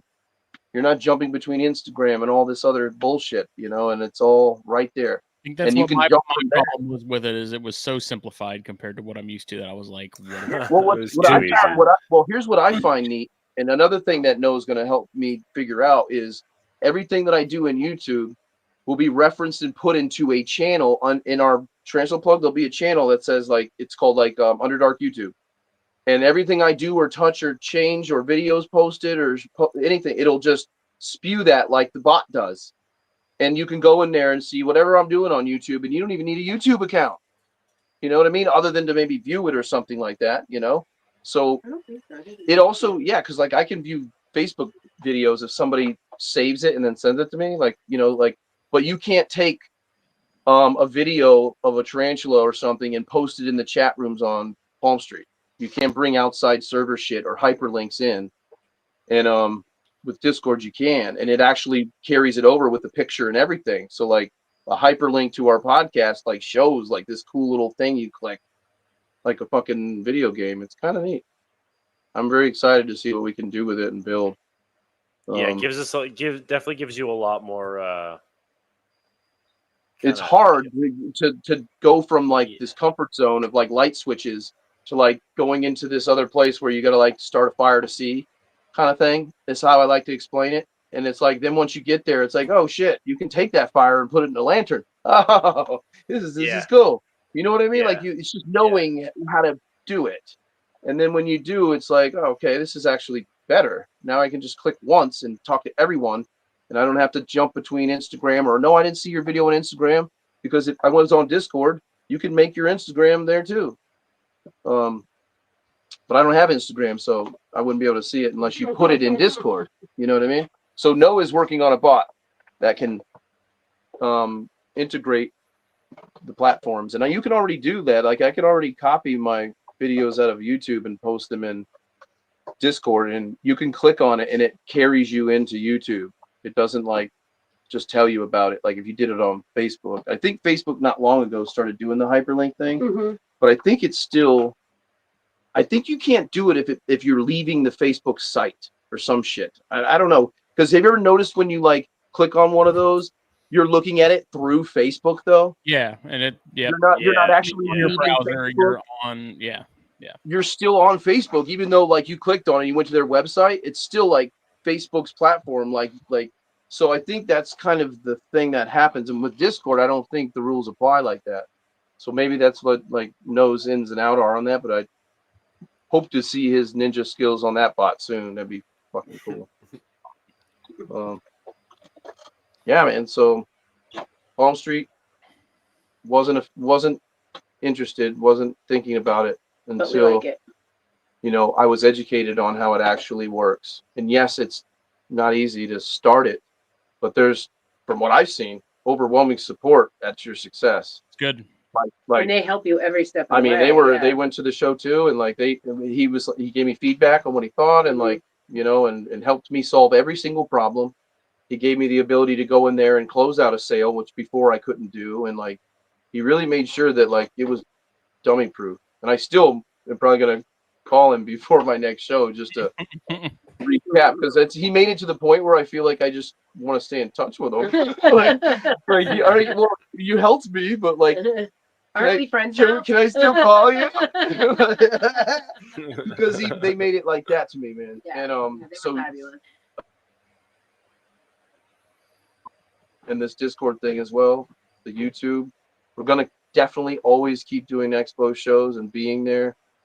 We're never gonna not do that, because that's how all this started. I think like the actual, you can digitalize it all you want, but you still need to you still got to meet Phil to really know how cool in-person thing.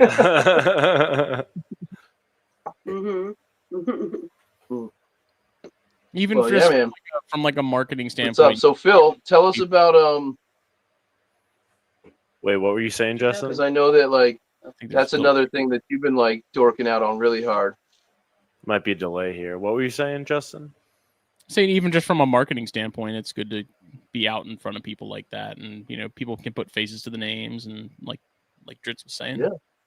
Yeah, there's a lot of power in knowing the people that run the expos and do the shows and all that stuff, and knowing the vendors that are there. And it's like you can't do that by just sending a text here and there and staying in touch. Like you got to get out there and go to White Plains, damn it. Well, I mean, and that's how we became friendly with Brandon. He was just somebody that kind of went to all of our shows. Yeah. So like Brandon Wiley's a huge supporter and friend of the Underdark. Yeah. He's a very big friend of ours. And is that Mr. Bubbles? Yes. He's an amazing person. Mr. Bubbles, dude. He's a good guy. He's an amazing person, dude. And he's just so great. Yeah, I'm great. I would have never met him if I wasn't co-vending with a friend that was at that show. It would have never happened. So that's exactly a beautiful reason why, even if you're not vending or doing anything on the businessy side of it, going to the shows you can meet so many people that are interested in tarantulas and will invite you into their own world of spiders as well. And that's I feel like that's important to not let die. You guys there? I strongly agree. Marco. Polo. Okay. Okay. Good. Yeah. Nice. That's our delay test. That's how we know. Yeah. So Phil, tell us a little bit about because I've always wondered too about you went from collecting tarantulas, right? Snakes. No, I'm talking about tarantulas anyway. I know he has snakes. He's got bomb ass snakes too, but when you started collecting tarantulas, did you ever think that you would be waist deep in tarantulas by this point? How long have you been keeping tarantulas? I don't even know that. That's something I've never really asked you. So I got my first tarantula from Johnny on June 29th of Johnny Venom. 2024. He's a cool Yeah. dude. I wonder if he's listening. 2024, so not too Yeah. long. Yeah, and like I don't know, it just kind of really snowballed ever since I got that Lividus. Like I figured out what I like and what I don't like, and I just like most of my New World stuff is at your house or was at your house or was given to you. Like you know what I mean? Yeah. So it Yeah, and just you've it read happens so multiple things quick. already, too. Yeah, it's like a snowball effect, man. It's like you were kind of a bad influence. You're like, oh, come do this, and you know you gave me the Von Worthy, and then it all kind of unraveled from there. You know what I mean? Pizza, and now he comes back all the Yeah. time. Yeah, exactly. It's not all sunshine and beautiful either, because like like your Turnoculus Murinus girl, the OBT Usambara, we paired her together and you took her home and had her right where you want her, about to lay, beautiful. And she tell us about that, man. Tell us how it went Yeah. down. You said that, So go back to a day or two before when everything was perfect. So, like you said, we paired her. I displaced her because that's a displacement species, like you were talking about earlier, and it's a hammock sac layer. So you wanna, like you were talking about, you want to displace that animal after it's paired. Yes. And then you're gonna really bump the humidity up, because they get flooded a bunch, and you're gonna bump that heat up. So I've got a couple sea serpents incubators that I use for like blood pythons and whatever other snakes that I'm working with, and so I had her at 86. I would made sure the substrate was always nice and moist, and like Dritz was talking about the vapor pressure, and you always wanted he made sure to talk about how there's always got to be a little bit of like water droplets on the side of the little enclosure. I did exactly what he said, and she was like exhibiting that nesting behavior. The whole like food storage container was like a bowl of web, and it was like she was ready to just stick the hammock sack on the wall, and she just died. And Oh, I was like, dang, like that's a bummer, because she looked weird. Like she was doing great. And you're positive that she didn't lay the sack. Yeah, because I tore the whole enclosure apart. She didn't lay the sack at all. Wow. I took Because all I've had that the happen cork before, where out. a I took female lays the everything. sack, does the hammock, and then she abandons it and dies. And that's usually like an older female, or there was something wrong, or she wasn't getting what she needed, possibly. Who knows? Because we can't speak to them. But or just the whole there's process was too much. yeah. So sometimes too, like she could have been just like right before she was gonna lay, and all the eggs were ready and swollen, and she was gonna lay them. She could have had some type of tear or rupture in the vent where they Well, actually that's what I come was out. gonna say. It looked like a popped balloon, like her abdomen, like right, like you flip her over and you're looking at her abdomen, like on the right side in between the book lungs. It was like a popped balloon. Like, do you know what I mean? It looked like a popped balloon, and I was like, damn. And there was all There these was like some springtails kind and of stuff. pressure issue or something. That, I mean, because I know that you were doing all the stuff that you said. Like, Yeah, it sounds right. you never know. I mean, like that's not necessarily that's what it is, but when you've got it dialed in like that, and everything else is incubating and doing well in there as well, like and it makes sense. Whether she was egg bound or not, like we'll never know what truly causes that to happen, but it does happen quite a lot when you breed a lot of tarantulas. Like Yeah, stuff can happen. It's like you said, it's not all sunshine and rainbows. yeah, especially when it's like it was your first OBT. That was the second spider I ever bought. Oh, She was the that makes size of me my pinky nail. Yeah, dude. She was cool. And it She was grew a up good and bred, spider. and he took it home. Like, so this has been like process. It's like, so it's not been just a little bit. We're talking some time. How long did it take for her to get to that point to where you brought her to the Underdark and bred her? A little over a year. So that's pretty fucking quick from a little pinky size, right? Mm-hmm. So you got to think like that's fast, man. Whoa, that's fast. Normally the average keeper, it's around 2 years, 2.5 years. But I'll tell you right now that I know that Phil's spider room and the way he has it set up is like his whole area is incubator perfect. So everything's metabolism is like going. His stuff is like prime, like perfect for that. Like that's kind of like why we do what we do together and breed them here. And he takes them there and lets them gestate and do their thing. You know what I mean? That's usually the goal is I can just kind of condition them well, bring them back, and then you know? yeah, And it that's worked. the goal. You know? So it was very Usually. surprising that she just popped like that. You know? Goes to show it happens no matter what. Yeah. The good news is we have 2 girls on Sachs here.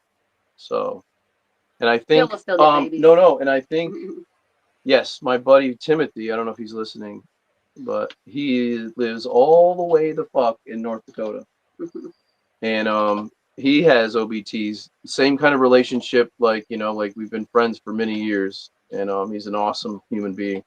I don't know if you guys know this little tidbit either, but his wife and him designed my logo. They were the ones that cool. were, they knew Dritz like I know Dritz, like, and I told him like what my philosophy, like the way I keep spiders, and we've become friends. Fuck, I want to say 8 years, maybe more. Fuck, it's been a long time. And his wife was like a retired tattoo artist. I think she lived in California somewhere and did tattoos. I don't know if she owned a shop or whatever, but very, very talented drawer, as you can see. And I just told him what I wanted, and like I wanted it to be like I was looking down this rabbit hole kind of a thing, the sigil of Lowell, the representation of the bio, environment, the micro climate that's going on there with the mushrooms, and if you know Dritz, then you know that I fucking adore fungi as well. And then just they capture that image, and they did it all on their own. And I just told him like I like this, so tweak it like that. And he's got some OBTs too from just collaborating and working with us. And I'm not mistaken, I think he's sending like a bunch of them here. So I plan, and I think he's doing a raffle on Baboon World too, if I'm not mistaken. I think he was doing a cool thing where you can win an OBT for nothing. And I think we're going to do free shipping on that as well too. So like a real giveaway is a real giveaway, The OBTs are so cool because they're very durable, and then once you kind of see the different localities, that is the craziest thing. Like the goth OBTs, like the Kongomas, and then, dude, I freaking love them. Dude, the Kenyas are so sick. You want to know the truth? For Miranus in general, the whole species is it's based on the color of the dirt where they're from. Yeah, you were telling me. So the very first OBT discovered was not orange. It was tannish yellow, kind of like Lugardi in a way. It was like what we now know is like Kenya and like Tete in a way, but it's just that normal, regular color form. That's why I'm not a fan of that 3-letter thing, the RCF, DCF, or whatever. It's the region, because that depicts the color. If you know the region, okay, cool, that baboon's gonna be that color because that's the color of the dirt. Usambara the dirt is red there, man, like bright orange red. When that baboon spider does have to come out on the surface, which is rare, when they scurry across the ground, it's tough to find. It's tough to see them when they go. I don't know if you've ever seen a little baboon go, man. Them little fuckers are fast. And then on the desert, the Savannah Flora, man. So Botswana, you got Kigoma, you got Mikumi, you got Tete, you got Mozambique. Mikumis are sweet, dude. Watching that pairing was awesome. Red, almost like the people that live there, like they cover their skin with that, and they're like red. They look like they're red. Like the dirt's that color. It's amazing to see that the spider. And what's really cool about that? Like little segue off of that, but when they're all the same color. The only thing that they've done is they've adapted to their setae changing to refract that color of light, and they use the color of the ground to help them refract that. So an OBT in captivity is a lot different looking than an OBT running across the African ground in their region, and it has to do with the way their light refracts off of the surface of the setae. Because all spiders are a tannish brown dark color, like the color of the exo. It's like fingernail color, like inert color. But the setae itself, the surface of the setae works a lot like a reflector in a taillight of a car. And when sunlight, any light, hits it, it specializes at the right exact angle with the cells within the surface of the setae to refract back only that color of the light.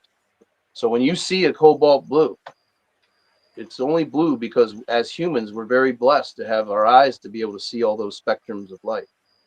Because if we didn't, like another thing that people don't know is why cobalt's blue, because a lot of the predators that hunt these spiders can't see that wavelength of color. Yeah. Or they blend into the ground where they're from. So they've evolved to change their setae to be able to refract light to their advantage. So if you're a bird flying through the jungle, and all the why do you think tree leaves are green? One, for photosynthesis, with the noise and all. If you're a bird, you're very good at seeing orange, reds, and blues, and those types of colors and stuff, right? Because if you're flying through a forest of green, you want those fruits to stand out, to be able to, so animals specialize in seeing certain wavelengths of light. Like dogs don't see certain wavelengths. There's no purpose. It's not necessary for them to do that. So they've evolved to not need it. It's just a waste. But they can also see in the dark. They spent that energy making cylinders instead of rods, In a nutshell, that's what's unique about the OBTs, and that's why I always think it's like wrong to call them an RCF or a DCF, because there's a bunch of dark color form OBTs. I mean, Kigoma, Mikumi, I mean, shit, even Tete has its dark times. Botswana, that thing is like chocolate brown. Like that, Yeah, there's 4 of them that are not orange that you can call DCF. So that's Right. just like giving it a common name. It's like just makes no sense. So know them by the locale, and then you'll know also how rare they are. Because if you know, like for instance, like Kenya, not many people have OBT Kenya, and it's like, well, that's technically the tan color form. If you really want to give it the 3-letter thing, because it's a gorgeous. tan. They're beautiful, gorgeous. but very few people have them because it's just this brown spider, like tan spider. Everyone wants the orange one or the black one or whatever. But even the black ones, the only ones, it's very rare when you see any of them available. I mean, even Cordatus, like that. I mean, Yeah, that's probably my still a favorite. controversial topic too. But like Cordatus is pretty much the locale thing going on again, man. Like it is a different species because of other factors and traits that they have, but so Usambara is a well-known orange bitey thing, but then you've got Kenya and all those other ones that are really badass and neat and unique and are slept on and underrated because people don't know how cool that is. So think of it like that about the whole refraction and light and color thing, and then you have the black one, the Botswana, or the Mozambique. The thing is like chocolate black, and that's the color we see that's being reflected back. Or they just have very little of that refraction, and that's the color they are anyway. Ooh, the absence of refraction. Ooh, that's a cool thought. Yeah, okay. And then the ones that are like super reflective, like an electric blue, they have billions of them on the surface of those underarms, way more than you would ever imagine to be able. And they're a lot more powerful refractor pieces, so they like reflect blue at a whole like an extreme level. You know what I mean? Like and I think that's really fucking fascinating and learning the behavior and why would you evolve to do such a thing? Why that color? Why blue? Like of all the colors to pick, why wouldn't it be like a Poecilotheria? Why wouldn't it be the yellow like on Regalis's arm? Like why yellow? It has a lot to do with the people that they're showing these, or the things they're showing these colors to. So if you're an animal that can see color or light, then they've evolved for you to be able to see it. So particularly mammals. That's why mammals can see tarantulas the way we see them, is because our eyes, they've evolved for mammals to really be able to see it. That's why they have that bright yellow, and we're able to see it because we are a potential threat to them. So animals that don't even see the wavelength of yellow it's irrelevant to a cockroach if an OBT is orange or not. It would, if that's all they had to worry about, they would have never evolved to need to be orange. Like, it's pointless, right? So it's really, really fascinating too for why some animals have those, some of the specimens, they have those extremely strange colors going on. And it's always fascinating. It's like, why in the fuck are they like that? And then you start to really learn about that place and the animals that live there too, what light they can see, what they hunt and eat. And it really starts to make really good sense on why OBTs is another example, make all that web all crazy. Why Fimbriatus, Chilobrachus fimbriatus, the Indian violet, beautiful spider, right? Very low in color. One of my favorites, yeah. Doesn't reflect a lot of light when you look at it. It looks kind of dark anyway. Then you really put a bright light on it. Wow, it is purple and striped. Ooh, and it tons of web. They don't need to have those bright, flashy colors like here I am because they stay hidden mostly. And their worst enemy is not what you would think. It's ants. Mhm. Most tarantulas are hunted by bugs, not by. There's only a few, and this because very New World spiders with their urticating hairs. It's only mammals. Anything that breathes air and has a long hairs really matter to. And then those you've got mucous membranes. Exactly. So if you're an animal with one of those, then yes, that's why they've evolved to have them, because where they live, that's what hunts them. That's what tries to hurt them. They have to defend themselves from those. So what's the best weapon? I can't fight you because you're huge. I just flick shit in your face and hope you breathe it in and run away like I hit you with Cover you in mace. fiberglass. Yeah. Right. And so where they're from, they don't need urticating hairs because it's not mammals that are hunting them. There's no purpose for that. It does nothing. Yeah, I've come to the conclusion that nothing in nature is coincidental. Yeah. And you know what's funny is that pretty much sums up that point there is that you never do nothing for anything or waste your time on anything as a bug or any animal because it's like a weight. Like only humans do that shit. Only humans do shit for nothing, like because we like it. We do it for fun. Or every other animal does everything for a purpose, like to keep going, to not fail, and like learning the tarantula's environment and why they've done what they do. You can take care of and keep any spider. OBTs will become no longer super defensive and upset all the time if you keep them the right way. You can't open the lid every time and their web gets ripped and you're breathing on it. If the web is blowing, there's too much air. Spider's gonna automatically be like, wow, what's going on? You rip it, you take the lid off and all the web stuck to the lid. She's not gonna be happy about that. You're always gonna have a pissed off OBT. Okay, so if you want to keep an OBT that's not pissed and will actually live in their web and like potentially even take out and hold, don't start with ripping her shit off to get her. That's not gonna work. So most of the spiders out there, and that's what we want to try to do, is make spiders that are slept on or not kept because they're a pet hole. Like Bill can relate to this. Like pet holes are badass spiders, and you do see Those them are my all the favorite time. ones. Yep. If you keep them correctly, you will see them all the time. Like Asian spiders are supposed to be hungry. You should never have a fat and happy Asian spider, even when they're breeding. You just want them to be hungry, but yet satisfied during breeding. But when they're not, you want them to be hungry, not starving, not neglected, but sitting there like posted up, waiting for food, working Like on her web feet every out, night, yeah. making little anchors and always with her feet out, waiting on something. And then you just find that rhythm to where when you see her out doing that, it's like you'll see that you don't have to feed your spider every couple of days or every few weeks. If you do that, she'll take it, but then she's going to do a month or two and just hunker down. It's a waste for her to be out there risking herself. Like, I don't need food. So you just stroke her along. And if you follow that weather guide, you kind of know, like, hey, I just bred her. Now she's going to go through this cool down. This is usually when they molt, blah, blah, blah, or vice versa for the spider. And then you can actually make your spider just eat once a month. And they're totally fine with that. One good feeding. She's got access to the misting like it says in the book. And I feed a lot of my spiders once a month, every couple weeks if they're, active molting or, breeding or something like that. The only time I ever feed my spider is if I'm starting breeding, but I'm still not like just feeding them till they're gorged, till they stop eating.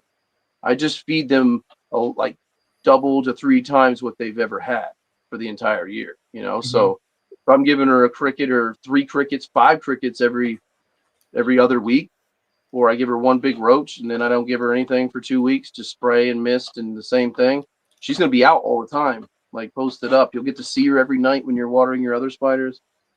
And it all has to do with, just knowing the behavior and why the spider does that. And you can enjoy all of them and at a normal close level like you would one that's out all the time. And I think that's why a lot of people get slept on. Do you see that same sort of behavior even with slings and juveniles? So, because example, I have my 3 subfusca, and I'm convinced that species is one of the shyer of the pokies. I don't see him nearly as much as my regalis or some of the other ones that I've kept. And I mean, granted, I could be completely off on that, but I mean, it's weird. The regalis are out. I mean, granted, they're bigger. My striata, she's out. Granted, she's bigger, but these subfusca juvies that I have, they're hunkered down all the time. So here's what I've come to realize about them, just from kind of knowing where they're from and their environment. They have their predators are different than ours. Their predators are animals around their size, whether it be birds or lizards or stuff like that. Lizards see yellow really, really well, by the way, just to throw that tidbit out there for you guys. So depending on the spider and what they're from and stuff, but a lot of, if you've never noticed, give you another example is any Poecilotheria. There's as soon as you shine your flashlight, they freak out. Super photosensitive, yeah. Very, very sensitive to shadow. You know what I mean? And basically, if you can deal with your spider, I tend to use red light, especially if I have a species or pair that I'm trying to breed and they're really shy and the female's just not coming out, she's cowering, doing it in the dark with the spectrum of red light, which they can't see, lets us see, but they can't see it. And then trying not to cast shadows or make any large vibrations. And you're right. So some species are more sensitive to that. And I think it has to do with, just the whole thing about the light and the shadow, because what hunts them typically is animals that would would be what would make that pokey run off the tree and hide would be the sun's been out on it and all of a sudden there's this shadow. That they're not going to chance it because it could be a multiple of predators. You know what I mean? They don't have urticating ears because it's not going to be a person or a mammal. It's probably going to be a bird or something of that nature, or a lizard, or they don't fear ants or other stuff like that like other species do. So pokies in general, it's the light thing. It's how they're being kept. If they feel vulnerable, I find if they feel like they've been spotted, I think that's the best way to put this. Some species are way more sometimes you don't have a flashlight. You just open it and they're on the wall. And then they're have you ever seen your pokey just be oh shit. Oh shit. And they can't find where home is. And they're just oh shit. Oh shit. Oh shit. Oh shit. And they're just because at that point, all it is they see me. Oh fuck. I've been spotted. You know what I mean? And you can help your spider, especially that particular species you're talking about, not be so spazzy if you try to do that as little as possible. Light, shadow, vibration, heavy vibration. So if you can set it up in an enclosure where you can peek at it without touching it or having a lot of bright light, or get a flashlight with red light, and if she's out, check her out real good with the red light. Or if you're gonna do do it at a low frequency, don't have a huge bright flashlight, have a light that's lit the whole room, kind of like the room I'm in right now that's dim, and do it quickly, just for a second or two, and then turn it off. Use your red light to kind of inspect or whatever, and you'll start to see that they won't be near as shy. They won't be as quick to dart and run, which helps when you're about to pair a female, not to spook the shit out of her. She's oh shit, oh shit, oh shit. And she's looking in every crack and corner, and that's not home. Oh fuck, that's not it. And she's panicking. She's never going to pair for you. You're going to spend all night sitting there, so that's a cool trick, at least, that can help with it. Any more beer? Yes, and I have food. Oh, Figure. nice. Yeah. So what other Pokies do you have? Yep, I'm gonna. I'll take Just a Poke. the Regalis, the Striata, and the Subfusca. Nice. What about the Which one's your favorite? Metallica? I lost my Metallica, man. Oh, dude, I'm sorry. I should Nah. have said that. Oh man, that sucks. Which one's your favorite? As far as like what I'm keeping, or just in general, No, yeah, just in general. Even if you don't have it, like, what would be your Ornata. favorite one? or Ornata? not, without a freaking doubt, man. And then Subfusca is going to be a close second. But I had a Fasciata years ago before everything got listed, and that grew on me a lot too. Just in terms of like the look of them, I really like those. But Ornata for me, that's the top of the I will list. say that very, very beautiful. I'm still a very big fan of Subfusca, I should say. Rufalata is pretty cool too. One that's like big for me is like Pascal Lessier. Like there's a lot of controversy around it and stuff, and I'm excited with Mike. We're gonna do this. We're gonna produce them. We have a breeding pair we're gonna see what's going on with them, and I've already talked to a couple people about sending some specimens off for DNA sequencing. We're gonna do this shit. We're gonna figure out what the fuck they are, and do that for the community because nobody seems to want to. Yeah. Well, And I'm sure we already have Lowland and Highland that we've worked with, and we have friends that have too, and have sent us little specimens to raise up to be able to do this. For the sole purpose of just being like, what are they? So we can take molts. So you can't usually use a molt and send it off to get enough DNA to really sequence it. From what I've already learned, you actually have to like send them something that's died. So it needs to be either a sling or something that passed away, or a female that dies, or you have a sack and you send off 2 or 3 of them, and they use them for the purpose of that, which sucks, but it's not usually very difficult to have one sling that passes or whatever. It happens. It's not typically too hard, and that's going to be our goal, is to try to produce specimens and get sequencing back for each, all 3 of these, and really be able to nail down if they're the same. The holotypes are the same. If this species can actually be bred together, if they already, there's tons of people that say they already have.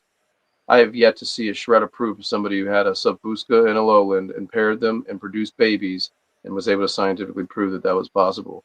Because even Verdez himself, in his book about tarantulas and breeding in wildlife, like they already know that, the true Subfusca was, Sri Lanka, species Sri Lanka, Raja, you could say, maybe. They're not sure. And then Henry did the sequencing and found out that they are different, but from what they can tell is that, Lowland, Highland, they are hybrid forms or morphotypes of the same species. And then that's where the whole caboodle comes in, is Pascal Lessier, who discovered a whole different specimen that had complete different variations, different size, found in a different location. That's a big piece of it. And that's where we go back into the locales of OBTs, because like OBT is an OBT, right? But if one's in Botswana and one's in fucking Usambara and one's in the Usambara Mountain, like, are they the same species? Well, morphotypes, okay. Locale differences, it's like Avix. You got M1, M2, M3, M4. There's still Avix, there's still Vicularia. So I think it's, from what I've learned and researched and been able to figure out, is that there's a lot of people and discussion about hybrids, and that a lot of the specimens in the hobby are already hybrids. Like if you own a Subfusca right now in the United States, it's a hybrid. That's what the going theory is that that's where you get Lowland and Highland, but the theory is true. And then, like I said, Could I'm it not just be a case of one is found on the sunny side of the mountain and one's found on the dark side of the mountain? Yeah, so give me a second. I'm going to pull up. This is a book by Jean-Michel Verdez and a couple other French dudes. Yannick, I don't know if you know who that is, but fucking geniuses. Everybody knows Tiltocat Verdezi. Couple of goats. Yeah, real, true contributing members here. So we're going to read from a book that they published back in 2015, I think it was. Very few English copies, by the way. I was lucky There to score needs one to of be those. more tarantula books in general. Like the complete lack True. is really depressing. So Lack of release ones, I'll say. 2004. Like there are some So out hey, old. not to lose track of what we're on, but I can help anybody who's interested track down literature and books, because there is actually lots of bomb ass literature about tarantulas. There's more shit about tarantula books out there than I ever imagined. Like taxo books. There's even books on like medical like a book on like medicine, like tarantula, like Invertebrate medicine. Like, Yeah, oh I was man, looking like, at that. so there's taxonomy books. Like I've probably got 30, 40 books here, and probably 100 of them digital that you can buy. All right, here we go. I'm getting to the what I was trying to get to is Sapuska here, because I'm going to read you guys what Verdez has to say about this. Okay, and this is why I'm trying to say that it's Quote unquote, who the fuck knows? Period. yeah, and I'm going to explain to you why. But what it is, though, but what it is typically though is that they are saying the holotypes were different during the sequencing stuff. So, talking with Henrik, he basically said, so it's Henrik Krenenwinkel. He's a DNA sequencing guy that worked with Subfusca, okay?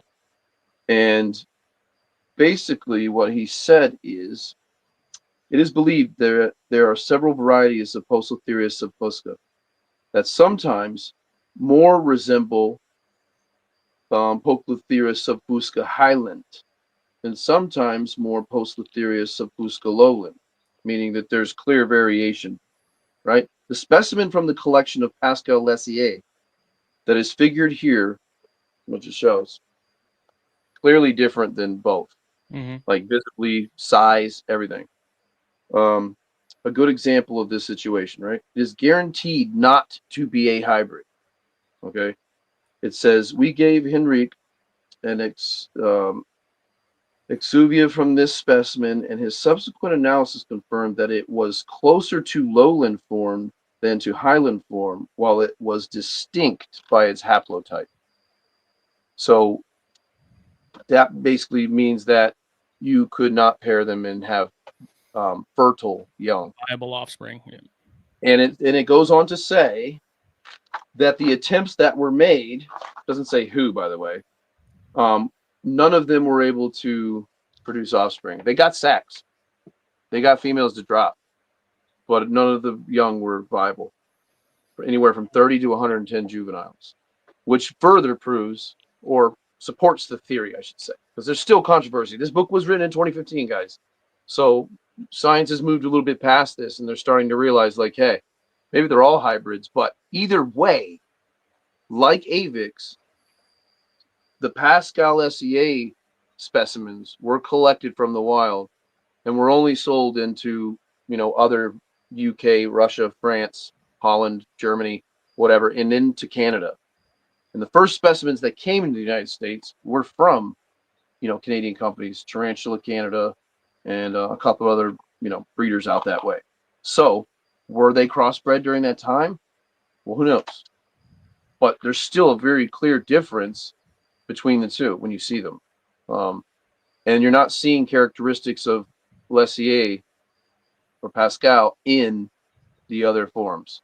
From any of the ones that I've collected, and I've intentionally tried to collect anybody that I know that's producing highland or lowland, try to see if I can get 2 or 3 specimens just to raise up, just for this purpose of finding out what, when they grow up, what do they look like? Examine the molts of an adult. Examine the molts of males is the key here. Knowing that this was okay from a reputable person, reputable breeder, there was definitely no crossbreeding or bullshit going on. And I got a couple of those highlands, raising them up. This is a U.S. population of them. And then examining a male from that and being able to say, bang, okay, it is that. The trick is lowland and highland males sexually apparently are very similar, other than through DNA that there is a clear difference. They're finding out now that it could also just mean that it's a morphotype, like a locale difference, because one's found in the highland regions and one's found in the lowland regions. That's why they got called that.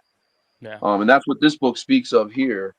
is, the difference between the two, the particulars of the taxonomic regions and why.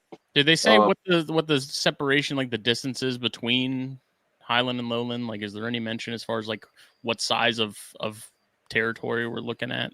Or is it like a geographic barrier, like a Right. mountain, or like some sort of like where is the divide? I guess. So let's see here. Okay, let me check it out. Okay.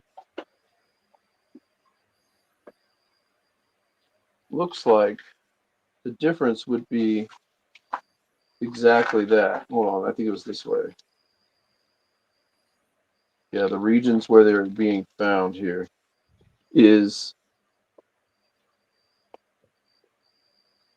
So they're saying that basically, if you know what species bara is, that it would be like species bara, like lowland would be, maybe would be turn out to represent to be,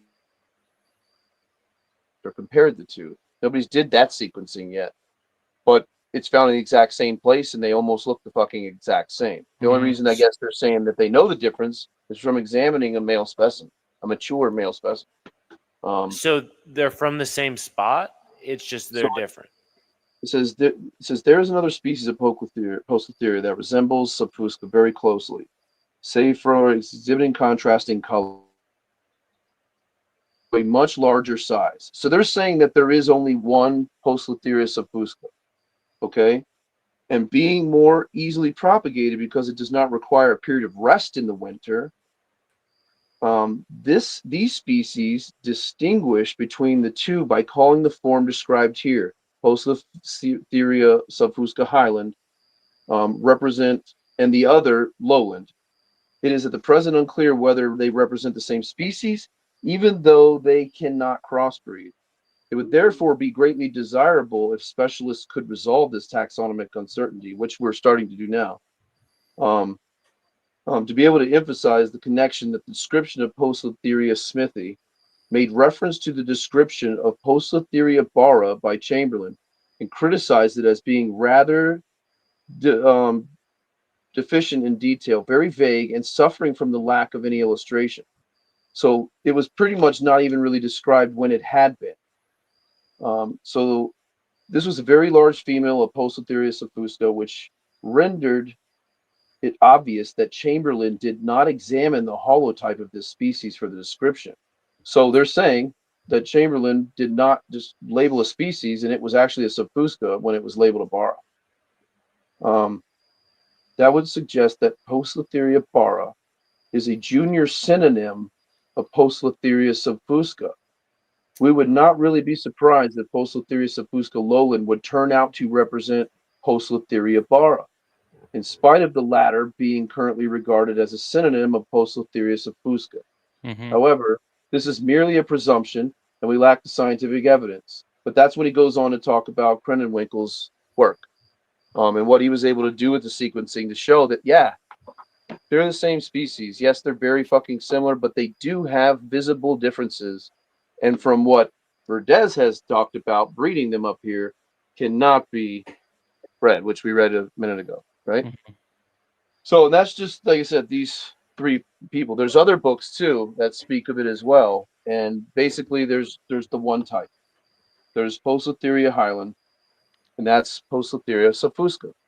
Everything else is a morphotype or hybrid or something that evolved off of that. But they're saying that it's more likely that lowland is just Poecilotheria bara. And it's got a variation, and because they're in close proximity, they're very similar, like you find in the other species of the genus as well. Like Regalis and Striata almost. Yeah, or like Miranda and some of them, like Formosa. Vittata, you'll have two that are very close, and that that are like they even have the same banding almost. You got like Regalis and Striata, and then you got lots of stuff that's happening there based on region and the seclusion of it. So especially with the Sri Lanka species, I would feel like because they're secluded there, they're going to have a lot more of a diversity than you would find on the mainland. So there's still a lot that's not understood about it, and I'm still learning myself. But I will say that down this rabbit hole, and from keeping them and growing up all these adults is knowing that there is a visible, clear difference in behavior, where they like to nest and not nest, the way they like to breed, and the temperatures that they do it at. You find favorable conditions in others.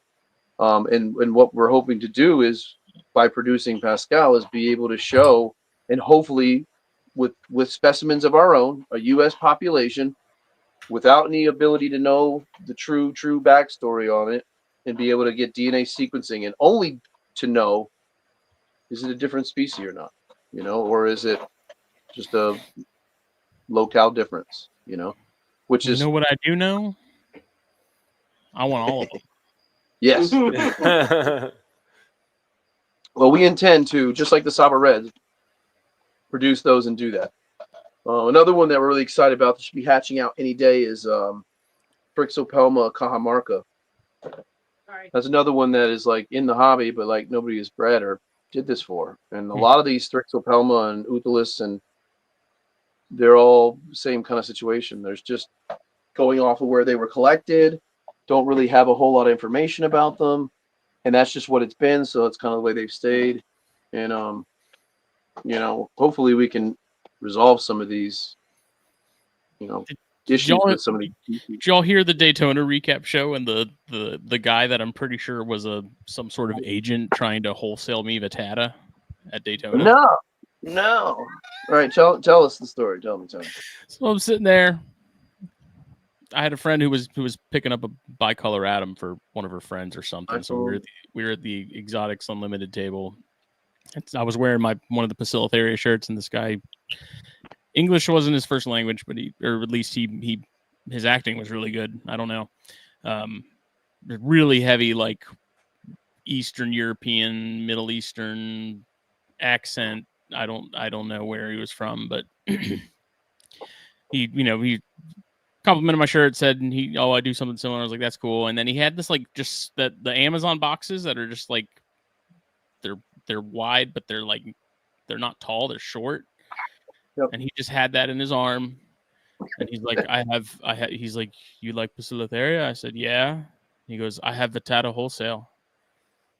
And I was like, yeah. It's like, okay. And he's like, are you interested? And I was like, I mean, yes and no. Like, it's kind of like the free candy van. Like, it could be a good thing. I don't know. I need more information. Just like, and then I was like, nah, I'm good. And then he didn't show me the goods. Did you get them? No. Oh. No. I was like, all right, if you're with Florida Fish and Wildlife, buddy, you're doing a good job. Like, yeah. So I don't know. It was just strange because he was just walking around the show with this box. So here's the thing about it is they give them to you, or they gift it to you. It's not illegal. It's only under profit. I was like wanting to sell. He's like, I sell them wholesale, and I was like, ain't getting me, narc. Yeah. So, and there's a thin line too between that and trading as well. I fully intend to trade some of my Pascal babies, to some of these Highland breeders out there, and it's no profit involved. We pay our own shipping labels, and it's for breeding purposes to figure this out, man. But I will say, we fully intend on having a Pascal, population, and we have to, until we figure it out. We're not going to sell them or push them into the public in any way. They will go to breeders that are trusted and a part of the community that are going to raise them up and do exactly what we're doing. Figure this shit out, because it's expensive, by the way, to figure this out. You got to send it off. But it's worth it, because once we do, now we can sell them the right way, and it's, a true thing, which takes time, and but in the meantime, there's no reason why we can't work with them.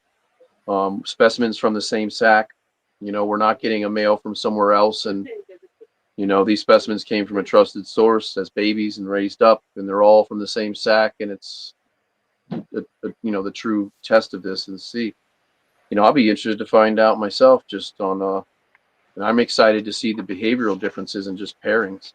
Because even Lowland and Highland breed at very different ways, like they have certain triggers opposed to, I wish I could give you examples of it better, other than just cooldown times, and just like the book I was just reading about Lowland and Highland about.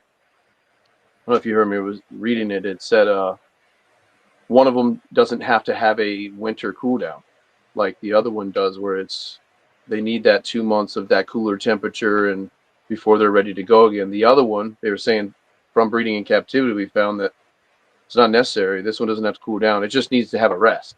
See, and that just sucks because it's like there's context there that would help. You know, it's like, okay, what's the elevation difference between the highlands and the lowlands? Like, how far apart are we talking? You know, Yeah, like, how significant? Would like really help the picture a little. What's cool? Yeah, well, what's cool is where that World Weather Guide comes in, and locating the region where said low highland is, and that's what's cool about this book is it tells you where the specimens were found. And I think one of the very first, hold on, I'll go back to that. One of the very first specimens found. Hold on, guys. All right. I gotta get some water. I'll be right back. No problem. Man, where did it say? That the first specimen they collected, they accidentally killed. Jeez. Because it was just really fucking fast, and they had to like climb the tree. What province were the lowlands found? Because I got Google Maps pulled up. Now I'm curious. I don't know if it says in here directly the actual location. It doesn't say where on Sri Lanka and Island, but Nothing INAT can't pull up. yeah, I do know that in my notes, and shit, I can't pull up because it's on my phone. I have the actual locations. One of them's like a valley, and then the other one's a mountain range. And I can't pronounce it. I want to say it starts with a K, but it's like a long ass, Indian name, and it's literally like the valley of this mountain, and they call it that. Mm-hmm. And then you've got the mountain itself, and then it's up about half to 3/4 of the ways up this, area that you will start to find them supposedly. So it is a good section of so let's see if there's that mountain there too. Yeah. So they're kind of around it. Oh, okay. This is what I'm seeing on ArachNerds. Yeah, it should. Like I said, you can actually just Google too, like what's the location that lowland Sapuska are found, and it'll, AI will pull up like where they're discovered and shit. It's not hard to find. A Marxie? Oh, Marxie are awesome. I think that was just sent to us. It was by Annabelle, right? Yeah. She asked me to check out, make sure they were good. Yeah. So Marxie's good. I don't know if she's listening or not, but we have a lot of mails that come in from all of our friends and stuff, and Annabelle, who we were talking about earlier with Tarantula Addicts, sent us some mails that we've been needing for a while. So it's exciting. We got a bunch of cool shit. I got an Akaya and Shodeti. Dude, I freaking love mine. I've got 3 of those now, and they're so cool. They're so cool. I don't know if you guys can see in my background here or not, but on that table there's a glass aquarium there that has my female and my male right to it. So we're gonna hopefully pair those later if the boy has finished his dinner. Do you find any particular genuses like you worry more about losing the male over others? Like, are there some where like, you pair them and you're like, God damn it, this guy's got a pretty slim chance of pulling through? Well, I've always just lived with the mentality of as being a wingman no matter what. I do cohab certain species, especially if the male is already did a few jobs or whatever, and he's already getting older and he's not really eating anymore. And, he's a gentleman. This female's starting to be like really aggressive towards the males, and like she's just wanting to eat them and she's not wanting to pair. I've done her conditioning. Some of the species we're finding like trigger by a male's coming out, starting the male crawl, and like the females just take advantage of that, and they take the weakest one and just snack on them because there's going to be more. And I find that works great with GBB. GBBs, yep, that's what I was going to say. Like I will get a male that's already went to my homie and his homie and his homie and his homie is like, well, hey, I'll take it for $20-$30, or I'll take it as a loan because maybe he'll just jump in and pair with her, which happens. He taps and it's like boom, a couple hours later, boom. But then sometimes she just straight up mows them, and she's been going through all the conditioning steps and everything else. And it's like, well, he was going to die anyway. He was already walking weird, but now he went out with filling his legacies instead of dying in a cup. So I always feel better about him dying in a fang female. I think mine is a male. It hasn't hooked out or anything. And then what's very fascinating is with some conditioning more and the cycling conditioning and all that continues, she's fed on that male. I personally think there's something about the consumption of that male that's part of the trigger. Because it's like that nutrients level that she's been getting, and that's another thing I was talking about with a friend of mine is about like the food. And you breed a female over 10 years generationally, season after season, feeding her just crickets and cockroaches and crickets and cockroaches. And, that spider doesn't even eat that shit where it's from. Like, they don't eat crickets and cockroaches. I mean, if they do, it's here and far between. They're eating a whole nother diet. Some tarantulas eat ants. Like, people are like, I can't get my female to want a pair. It's like, well, go buy a bunch of, captive bred soldier ants and just dump one in at a time and let her mouth fucking 20, 30 of those and feed her like that and put her into the conditioning and everything else. She becomes receptive. She'll start webbing a bunch because there's fucking ants now. And that's how they defend themselves is with web. It's pretty cool. And some of these spiders like Sturmy, like they need a good little meal like a lizard or a pinky mouse of something in order to be equal or substantial to, but you only feed her that. You're not gonna like feed her a roach every couple of days and keep going and like feed her all this fucking shit. It's like feed her normal through her cycling or conditioning, and you're getting her there, temperature changes and everything else. Feed her like you would normally feed her for that type of spider, and then she has one good meal, and then you start your pairing, and she won't want to eat the male. And a lot of times we're just giving these females crickets, and she's just not getting what she needs to start ovulating and gestating eggs. So it's like you'll have a female that does that process, and yeah, she'll pair, and it's like she didn't really get a proper pregnancy, proper gestation period to produce good eggs with good nutrients, and she'll end up eating the sack, or who knows? We're not positive on it yet, but that's one thing we're really focusing on now, is because of our 15 years plus breeding these females, and some of them have paired for us 8 of those 15 years and produced. And they'll take breaks off. And like, why did she take a whole season off and decided to molt twice? It's like she, like, not even thinking she was ready to molt. And it's like she molted right after her sack, and we put her through her cool down and rest period, and she molted, and she starts feeding again. You got a male and blah, blah, blah. She pairs, and she molts like right then. Bang. And that was like 2 months ago. She just paired. And this spider normally pairs every other year sometimes. What an interesting behavior. And it's like, maybe she didn't even intend to pair that season, and we forced that on her. And she's like got to shed that exoskeleton to get rid of the spermatheca that's holding that sperm packet. Maybe it does expire. Maybe if she doesn't hit the right conditions to lay her sac within the period that they would in the wild, she has to now just lay the sac and eat it because it's like contaminated, or the milk was expired for not being able to explain it for her. You know what I mean? Like, things That's that we a gross, don't yeah. some things we don't even understand about it that could be going on here, that we're realizing why this female had 2-3 great sacs, and now like she just won't lay sacs. She just molts every time after you pair. Like a month later, she just fucking molts. And it's because she's getting older in age. And I find that that's another reason why I've got this whole push on like knowing the sexual maturity of your spider, because most females are sexually mature way sooner than anyone ever knew. And that's why males are little, you know what I mean? And it's way harder to breed a full-grown big mama, because she's going to need a really badass male to be able to lift and deal with her. I feel like they become at that point just like the matriarchs of the forest.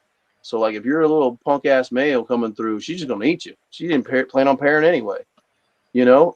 And I feel like only the badass dudes can like actually push that bitch back and like be able to move on to the next one, and which in theory would push on the better and stronger genes, right? Yeah. So I think I've lost my train of thought, really. But yeah, dude. It's stuff that I've been doing this a long time, man. I'm still daily like flabbergasted at some of the shit that I experience and see, and be like, oh my god, that's why she does that. like you were talking about earlier with the rocks and the rosea. Like most people be like, "What kind of substrate is that? Are you retarded?" Like I could see it now on Facebook if I ever posted that I put rocks and shit. You know, people will be like, "What the fuck? Are you stupid?" Like, Well, no, actually, it's not 15 exclusive. years, 20 years of keeping them and breeding them, I've learned that they like to be. It forces them to burrow and focus on that, and you can trick them with the flooding, and it fucking works. It fucking works. And that's another thing too. Like, I took me a while to learn too. Is Megaphobema is like one of, in my personal opinion, like one of the hardest. Ephobopus, Megaphobema. Those can be tricky spiders because they have weird conditions that like the average keeper can't even replicate. Like you can't get your bedroom down below 50 degrees unless you put your fucking spider in the refrigerator. Ephobopus needs to be dropped below 50 degrees. No, I'm talking about Megaphobema. But Ephobopus okay. has similar types of weird shit that like the average person can't provide. So they can be tough, like there's a trick to those, just like there is with So I don't know. Snake breeders got a way to get stuff cold like that. Wine coolers. Wine coolers are the key. Yeah. You got to actually force a bromation, right? For some stuff you can, yeah. You just let the room get cooler, yeah. Like hognose, people do that shit. Bears, and rats, what through breeding and making mistake after mistake and not having a place to learn and collaborate and be like, well, what'd you do different? Well, this is what I did. Well, oh, that worked. Oh, cool. I'll try. And it's like then you learn the environment of the spider, and it's like, holy shit. Like they're breeding at this point of the year, like after the rainy season, and then it gets like damp and cool, and like then it goes to this period of where it just kind of stays cool in the evenings. Like we're talking cold, guys, like Pampos and stuff. Like we're Megaphobema. We're starting to realize that, like, over the last 7-8 years, like these spiders need cold. Like a Phonopelma. It's the Brettles I'm working with tarantula world. I'm working with Pelin Seal right now. With Austin Spears sent me a couple females because I had one, and we got some males, and you have to chill them down like 50, 52 in order for like a good bit, in order for her to be like, damn, okay, no food, no nothing, and then bring her out of that slowly with warmth and moisture and feedings regularly and some occasional mistings and humidity levels. And then she'll start to show this nesting behavior and settle in, and then you conduct your pairings, kind of the same way. And then after that's done, you just kind of like one side of the aquarium or the enclosure is gonna stay dry, one's gonna be damp, and it's like, and then you have surface heat, which forces the spider to not want to chill on the top. Like there's no more hanging out up top because 4 hours a day, surface temperatures are reaching 90 degrees. Yeah. But you need to be able to give enough dirt to where that 4 hours, or you could do an hour off, hour on, to force that spider to not be able to sit out there. It's going to die. It has to use its behavior that it knows to burrow, and it triggers her to be like, all right, bet I'm paired. It's that time of year. Like she'll hunker down and focus and breed. And that's the same trick with GBB. And that's how you get them to lay their sacks, is trigger them to be, you force them to be like, oh shit, I got to get underwater. I mean, underground, Wow. And like I said, back to like Megaphobema, like those. Where are those from? Where are those Megaphobema from?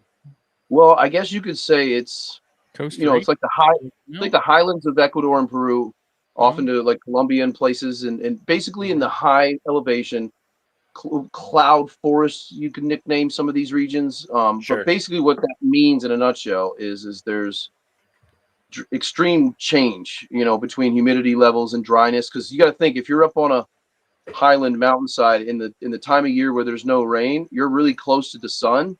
It's hot as balls at times. Like it's baking out there. So you're naturally a fossorial spider, like Robusto, right?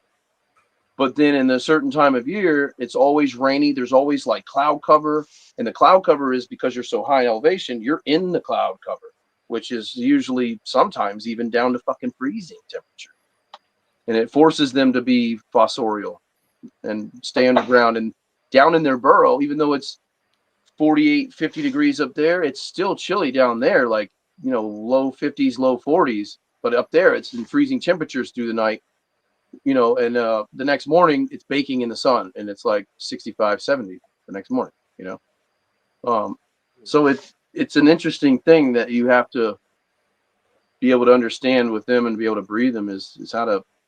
That's hard to do as a spider keeper, to provide that daily.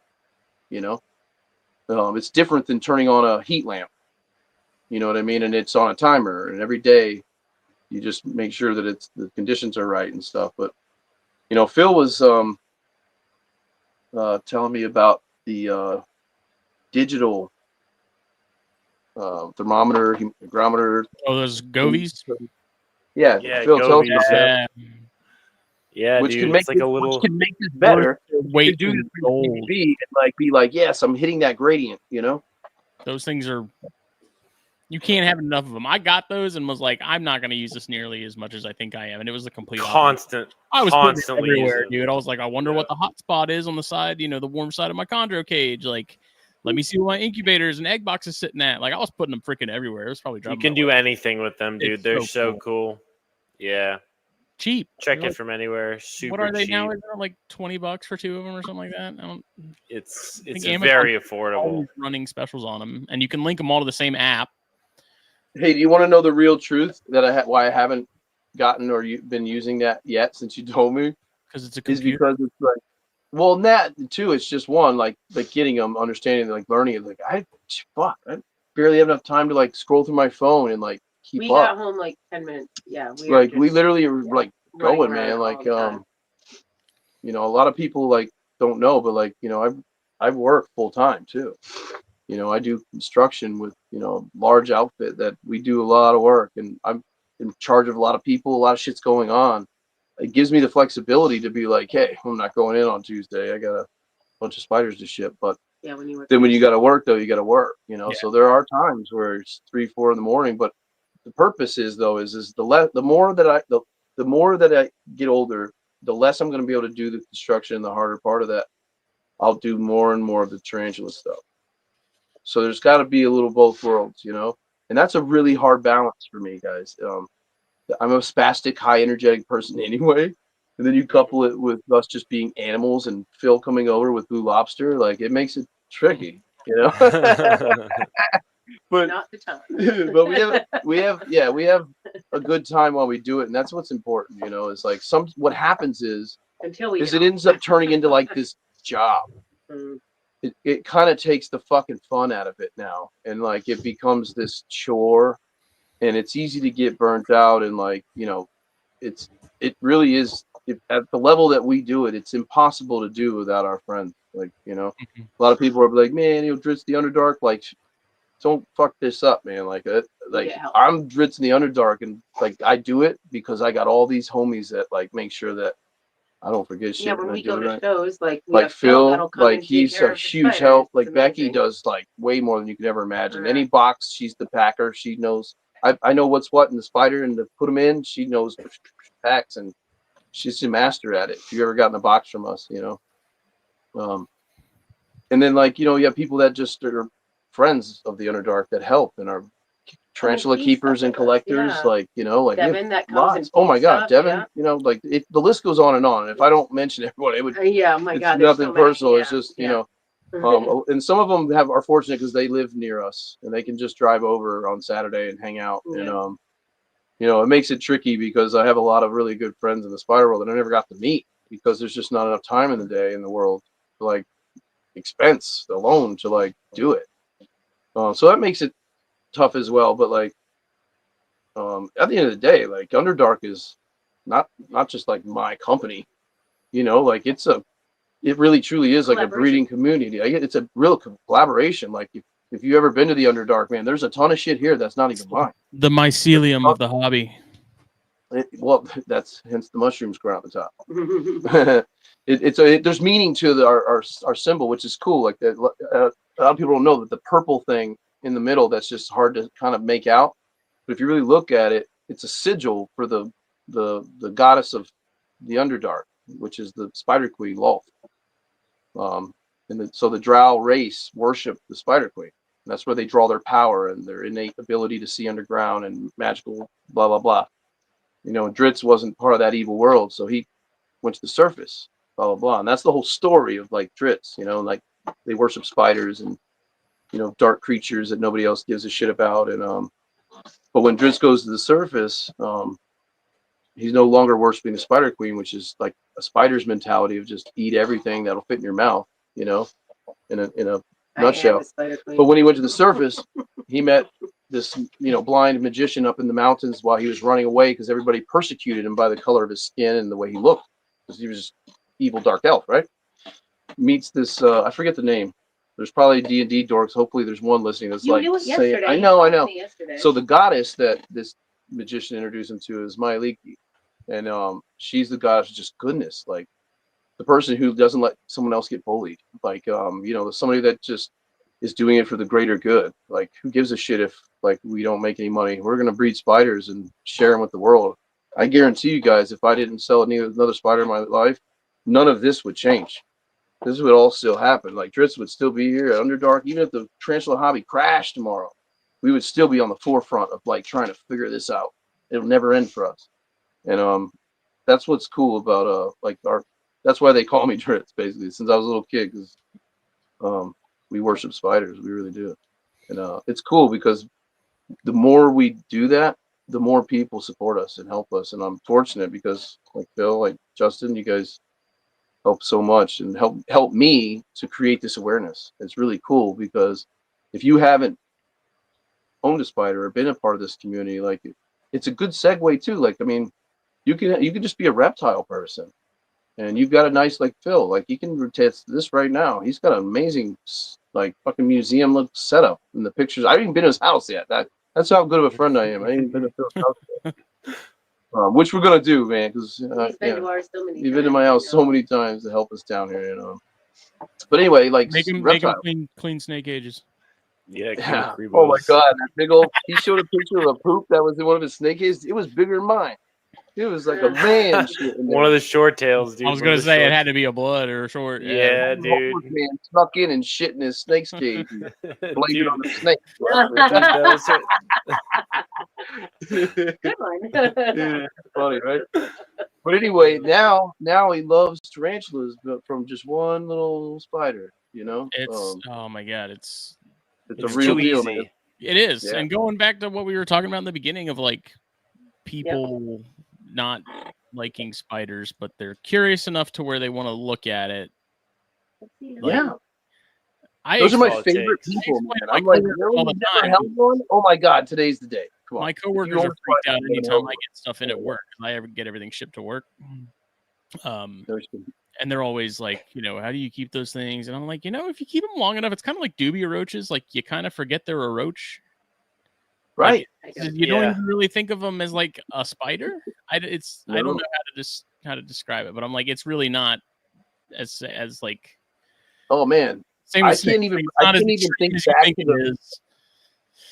think back to a time in my life ever where I looked at a bug like ew. Even when it was a scary one, I was usually like, oh, fuck, that's cool. I was still like, I never was like, oh my God, spider! Or kill it. Yeah, or roach or centipede. I do not like centipedes, guys. I was gonna say Dritz is sketched out by the centipede. Centipedes and toques for me. That's he's can't do it. They can fuck me up. Don't let that thing out of my house. Yeah. That better not come to my house. There's slings running across the wall. Yeah. Mm-hmm. There's OBTs in the ceiling, but the centipede's gotta stay in the cup. I just went pee in your bathroom and there's like a spider sling on your stairs. We were at Brandon's house. You can catch it. You can keep it. We were at Brandon's house the other day doing some breeding projects with him. He lives north of Boston from us, and he's an amazing person. And we love going over there and just fucking around in his spider room up in his loft. And Becky's like, we're doing our breeding, we're messing around. Becky's like, I want to go to the bathroom. Of course, we didn't think anything of it. She's coming up the stairs. She's like, there's like a tarantula on the stairs. Can we just time out? Never have I spoken like that in my life, but go on. and we're like, and the first thing I said is like, are you sure it's a tarantula? And she's like, yes. That was maybe when I gave that voice. It was like a silence. I was like, yes. So I was like, come on, no way, show us. And me and Brandon was like, what? Yeah, he was horrified. And you know what's funny? He's like, well, I did lose one the other day. No, he said no. He didn't even know it was gone. Oh, okay, well maybe that's true. He had no idea it was gone. And then Yeah, lo and behold, what the fuck was it? I have It no was idea. like something important. It was a sling, and he paid a lot of money for it, and he was really. Yeah, it was a glad it baboon there, that yeah. he Super was glad like, we found it. Yeah, but he didn't even know it was gone. while they're Mhm. catching said spider on the stairs, I'm standing there next to this rack of just like all these juveniles and different stuff, And a couple jumpers. and I look over, and on the very edge of like where this rack comes, there's this full-grown like prego-looking jumping spider, regal, and she's just like looking at me, Yeah. turning her head, like I'm like, oh shit, wow, look at you, girl, holy shit, like, right there, I'm talking like right here. I was like leaning on this shelf. So we both found a spider over at Brandon's. Yeah. Mr. Bubbles. Yeah, I've had Mr. Bubbles. some I've snake. always been like But that one, fascinated. I love finding moths. You ever know that? I love moths too. Oh. But that one had chewed a hole out of the remember the net Yeah, it had? It chewed its right. way out that little jumping So spider. jumping spiders can chew their way out of those mesh lids. You know what I'm talking about? Hold on. When they have like the little Mesh, holes. not Yeah, like it the chewed- metal, but like the vinyl type stuff. Yes. This kind right here. Oh yeah, But the one, Oh, not the one with the really? wire. yeah, I like the wire ones, but the ones that have that mesh. Yep. like cheesecloth. That white or mesh. something. Yeah. Yep. They Yeah. tear right out of it, dude. Oh, So- like this. Look. I mean, if they can tear through web and stuff, I have no doubt that they can get through that. No Yeah, problem. that Damn, one I got didn't out. know that at all. That's good to See know. the hole and everything, yeah. I actually have a few regalis males over there that have ripped the whole paper off. And it's like, fine, dude. You know, I was only trying to protect you with moisture and all. They just get bored. Really? Yeah, well, and I think all it is he's like, I got to get out of here. I got tail to do. You know? Like, I got stuff Girls to do. nearby, I know it. But that's a good indicator that he's ready to do something. You know? Yeah, that's true. Yeah, that was fun. It was what were we breeding that day over at his house? Which one? When we found the spiders. I think we tried to do brachycephalus. That's Oh, another they one did, that I'm they really did. fascinated But in. didn't it not work? Really cool Those topic. Harpatra, dude. Those Harpatra really sprinkle your donuts. They do, man. I I love don't Phil saying. know.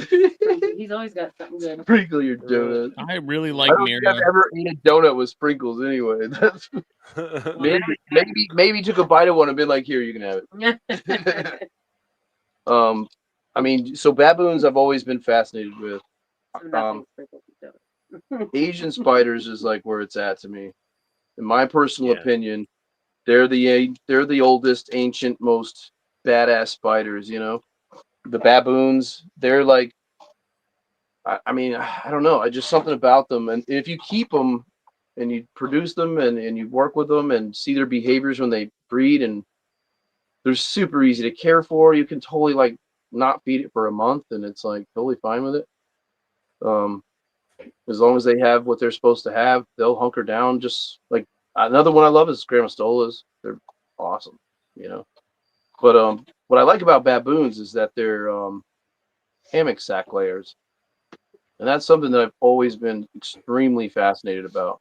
Mm-hmm. Is the difference in behavior and the artwork that they put into wrapping the egg sac, and that's when I go back into the whole incubation thing. And I'm looking forward on doing this on Discord, is making like a whole thing about incubation. Like I want to have a sub channel that's basically the breeding advice channel, but then there's one about just incubation. Like you can ask any questions or anything, any species, and every species incubated differently, and why I incubate mine the way I do. And I'm really excited to be able to like do that now, where there's actually like a reference point where we can discuss hammock sac species, we can discuss trapdoor species and why they do certain things when they breed. I think it's going to be really fun to be able to work with these new baboons that are coming in. That's one thing we're trying to work on in 2026. Is a good friend of mine. I might have mentioned him already a few times. His name's Warren, and we're going to try to focus on the species that nobody's working with. And full on access from a few people as well. And we can really want to get stuff from Vietnam. I've got a lot of Vietnamese friends that can help me with the process. I know a few people that live there that are spider people, and with our partnership with Warren, we are going to focus on baboons. Like the Harpectura black, golden blacks, and Cryogaster is one of my fucking all-time favorites, and I've never been able to. Cryogaster's crazy. Mm-hmm. My Caffriana, those are tough too. Just all the different ones, even the OBT locales, but also too like a lot of these really bomb ass Asian species that we don't have. Dude, I want to go herp Vietnam so bad. Like, I want to plan a trip at some point because I found a My like buddy a has been asking me go for tour. years, and I turn him down every time because I don't know if you guys know Vietnamese people. They party, man. I want to go Buddy see rhino Andy or rats in Joey the or wild. It's meeting gotta up with a tarantula dude there, dude. He's like, "Oh man, beers are like $1. Strip clubs." I'm like, "Whoa, holy shit!" Like downtown Vietnam, like I couldn't. Oh my god, dude. Fucking animals, dude. Animals. Like what baby steps. We'll just import them for now. yeah. We'll get there. Yeah, man. So it'd be sweet to see rhinos in Vietnam. Yeah, dude. Or And all the like, other stuff they have, like all the oh my God. Kylobrachys, you could see. Oh man. Between the snakes and the spiders, that's the reason I want to go to Costa Rica so bad. Is like it's got everything that I want. It's got dart frogs, it's got scorpions, it's got tarantulas. Yeah. It's got snakes. Like, did you guys hear about Frank Soma looking into doing like trips to Panama? Like he's working on all his paperwork and legitimacy. I met him when I was at the expo in White Plains. Frank's a buddy of mine. He does really cool stuff too. He helps me procure my rare ass books, and he's just a good ass human being, and he always shows me love. But anyway, I hadn't seen him in a while. I was like, "What are you up to, man?" And he was just like, insects and stuff. He's always going to be the insect dude, but he was talking about doing some cool trips to Panama, like you paid trip, like $2,000. It includes lodging and food, and he takes you for like a week. And he does like this boat thing, and then he takes you through the jungle for insectsy stuff. Like it's not just spiders; it's like an excursion of Panama. But you're gonna see like Somopoeas. Like there's so many like really cool shit. Like I think it'll be really fun to do, and I think like it'd be neat if people did more of that. I know it's expensive as shit, but you can do that in the United States. It's not that bad. Like if we're comparing it, like a trip to Costa Rica for a week or a trip to Panama, like you said, like you're comparing that to like a trip to Disney with the family, like significantly more. Yeah, that Costa Rica trip's gonna be pennies. One thing I want to do too is like I'm hoping at some point we'll have enough people that are willing to do it. Is try to start getting back like a society type thing. Like ATS used to be back in Arizona, and like the meetings they would do. This was before social media ever existed. Yeah. You had like a magazine that got mailed to your house, and you were like learning about spiders. And like you would like be a member of ATS, and you would go to these meets they have. And I was talking with Nate Wilderness about it too. If you guys don't know him, Nate Villarreal, he's an awesome dude on the West Coast, and he's got a lot of experience crawling those deserts and knows that area very well. Very talented a Phonopelma guy and a good friend of mine, and I want to meet him finally and like do the whole thing. And like I think there should be more of that, of like protecting our native species and really figuring that out, because that's another thing that's always fascinated me. I still personally and this is not proof, like this is another theory of mine, but I personally think that a Phonopelma semani is the Phonopelma. All the North American and Mexican ones are not a Phonopelma. I think it's something else, because why do we have a Phonopelma paloma? It's like I have a full-grown female, and she's been this big since fucking 4 years ago. Like she ain't getting no bigger. Like that can't be in a Phonopelma if you're comparing it to a Semani. Like there's that's dwarf. That's a dwarf. Like something different species.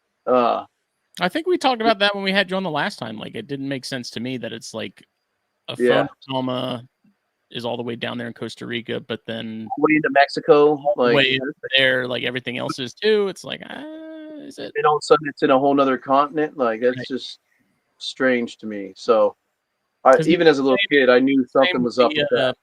With the Vehovis we have here in South Carolina, it's like every other Vehovis species is West Coast. Like, why do we have one here in South Carolina and Georgia? Like, it doesn't. Yeah. But I think that's literally a case of like that got described, and that's the last time it was ever revisited. Like 1800s, that's Vehovis caroliniana. It's cool. Fast forward 2025, like no one's bothered to go and look into it anymore. Right. But, and that's kind of how a lot of the species have been. They've just been kind of left it. And what's funny is there's been a lot of research and study on a Phonopelma by a lot of talented people. There's been paperwork published, and like it still remains the way it is. And it's like it's always fascinated me. Like I just, I wonder if you it know, just like I want to learn more about them. priority. I want to spend more time. Like when I was younger, I spent a lot of time in California with them and stuff, in Mexico. Like I lived in Mexico for a couple years, and like tarantulas were fun, man. Like you could just find them anywhere, you know. Especially like where I was at, you know, it was neat. What species were you finding? I mean, we were looking for stuff all over the place, but you know, from all the way from the river Balsas with the brockies, we were looking for, you know, Baumgartnii, all of them, even Bomes were easy to find. You know, you always found like at the time too, a lot of people were still saying like Brachypelma vagans and stuff, you know, like you can find what we now know was mostly we were finding was Thiltocots, was a whole nother genus, you know, and especially when you get like more south of Mexico, you start to find more central Mexico, like Oaxaca and places, Guadalajara, and you know, on and on, all the way down to La Paz, where you get to the coastal regions. There's still tarantulas down there, you know. And there's a lot of stuff that we probably don't even know about because a lot of those places we can't go. Like we're not crawling that particular mountainside, you know. And if you know what it's like collecting tarantulas in the wild, they're in bursts, you know, like they're not just like everywhere. Right. It's like a whole region of nothing, and then it's just like like a speckled region through this little ravine that goes on for a football field, and then there's nothing for as far as you can see, you know. So that's why it's also more fascinating to like study them. And why are they okay? So why are they in this ravine? Okay, cool. It's the only area that I can see that actually has some tree cover, you know. So what, they're like almost trapped in that spot, maybe, you know.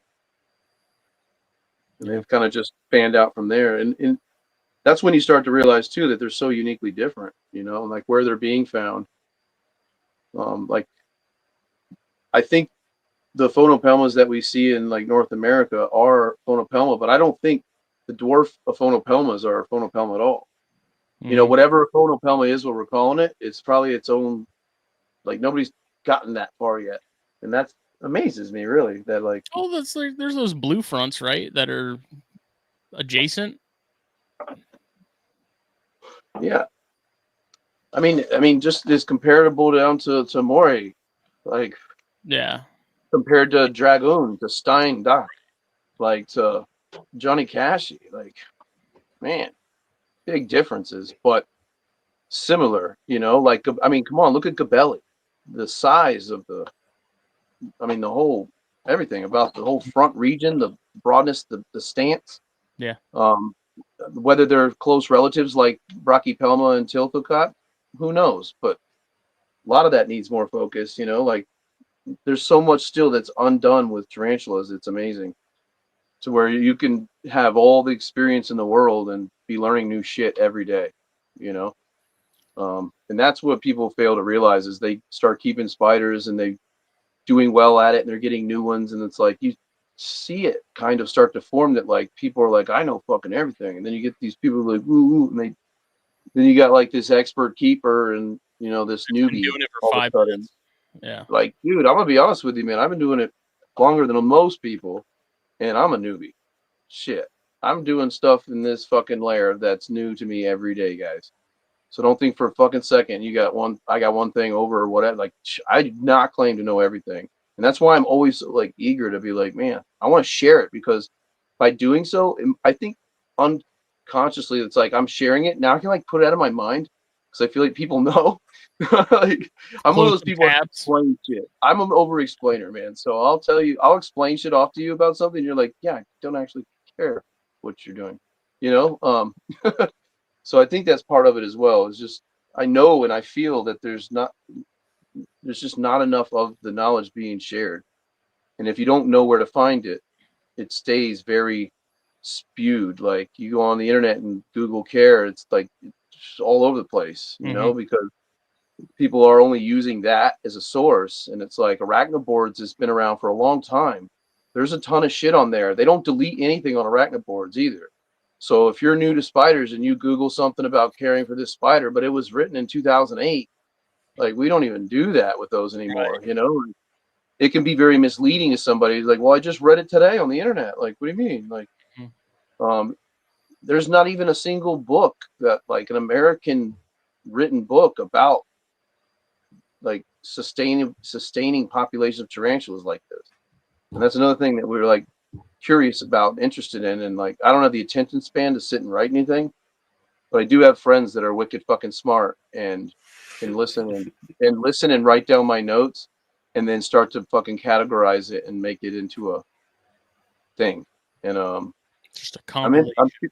I'm interested in this. I'm interested in that, and starting just like doing a species, selecting the photographs that would be used, guaranteeing finding out where it's from, going over its parameters per se, what it's like to have it in captivity opposed to the wild, what you would expect to find pairing them, and the way to go about the start of the cycling, the starting of the feeding, why they like to breed when they breed, and have a 2 to 3, 4 page chunk in the book for each species that has been sustained in the United States. You know what I mean? And just, I think that would be really cool. And then, like, if it does well, which I feel like it would, you could do another edition of it as the hobby grew. You know, That would be. but there's a lot of staple species here that like there's more specimens in the United States than you'd probably find in the wild now on some of these species. Like there's more I captive, believe it. you know, and there's because they're sustained here. They have a home, you know. So why wouldn't we try to learn everything about them and publish stuff on it? And I think a lot of it boils back to people are afraid to talk about this stuff because the last thing you want people to think is like, oh, you're a fucking idiot, you're wrong, blah blah blah, and like, oh. So everybody's got this fear because it's so true with tarantulas that like we really all don't really know. We're just kind of like figuring it out as we go, man. Like I don't know any species like an expert. Like I know a lot about that and this, but like there's shit that I still don't know, like why the sac was no good, or you know, like if we don't document and grow from there, then we just kind of like not sharing it. It kind of stays like this arachnoboard thing, like this database that's all over the place. And if you don't know how to navigate, or you don't have a literary mind to be able to read all that shit, so you almost kind of give up after the first few posts. And in your mind, you've read half of what you read was that avics are just wicked hard to care for. Right. You know? Well, we still have, so like there's the network website, which used to be the magazine website when we were doing that. And I kept all the articles because every time we put out an issue, the following issue, the articles from the issue before that would get onto the website. So like I kept all those articles there. They're still there. And I'm still willing to add stuff to that if people, you know, if anyone's listening, like you feel like writing an article and you want it to be there for the world to find, like we'll host it on the website. Like it's not a problem. I don't have any issues, you know. Well, that's one thing I'm hoping to try to do with the Discord and this channel, the server that we're trying to carve out with, and is by posting all of the stuff we're doing and sharing all of what like we're doing now on it, and linking people to these podcasts to be able to learn and grow with it.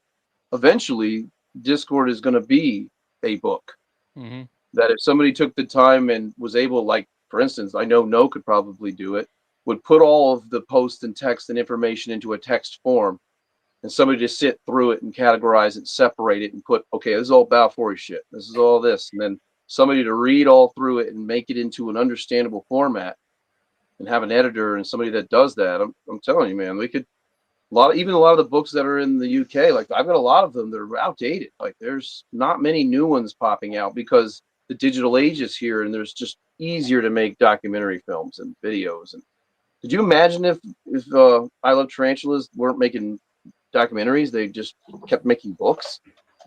I mean, shit, that'd be some dope ass books they'd be pumping out. You know, Fitzgerald Publishing for making books since before I was born. Fuck, I got some of the very first publishing books up here. Let me show you the first tarantula book. This is kind of my point, guys. Watch it.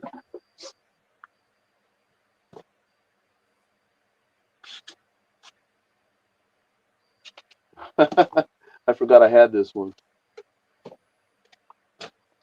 Check this out. All right, so I got a lot of these, but I try to collect them all because it's kind of like our past a little bit. Like, look at this book.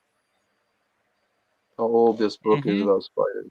Which you can get all the digital It's like versions of those. everything they knew, man. You can buy them on the I Love Tarantulas website. You can get the whole bundle for like $15. They're all Wow. Talks about them like cheap. Super talks about. Oh yeah, like the size of the cricket, males and females, like feeders, and like just like all kinds of different shit on like it's rudimentary, you know. And then Andrew Smith's book here. Let's see, it was written in 1986. I wasn't even Wow. fucking born. And it's like purchasing your first tarantula. And then by the way, there was probably only like 8 or 9 available then, Yeah. maybe less. Regalis was like $400. Like how to make your own little aquariums, and like it doesn't really even focus on the care. It talks about like, you know, making tunnels for them, not even arboreal or any of that. It talks about basking lights and like no substrate, no enclosure, no nothing. Just this spider likes the sun. Boom. Which, you know what's crazy That's is old school. you want to know what's crazy is that shows how incredibly adaptive and badass tarantulas are.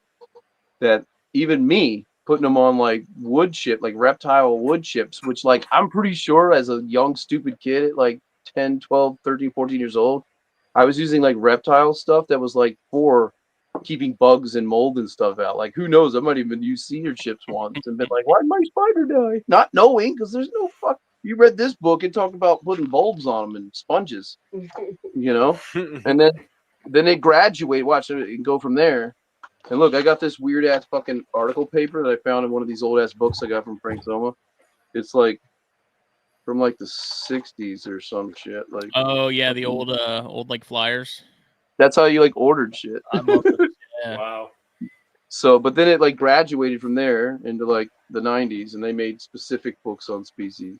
They're still like thin and limited, Mm-hmm. but Wow. they start to really tailor like, oh shit, this one's arboreal and this one's like that, and they're pretty good. And this, like you said, this one was. Let's see. Oh, it doesn't even want to tell you when it was made.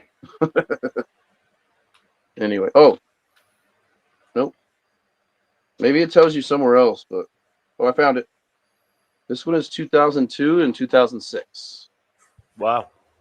And they're species specific, you know, like, and you know what's cool is there is some really good information about their climate. And I Pretty find sure that you that can doesn't, still get those on Amazon if I'm not mistaken. I've seen those available. yeah, and that's what I mean. But the information that's in them is like pretty outdated. But what it does still hold is like the environment condition kind of thing.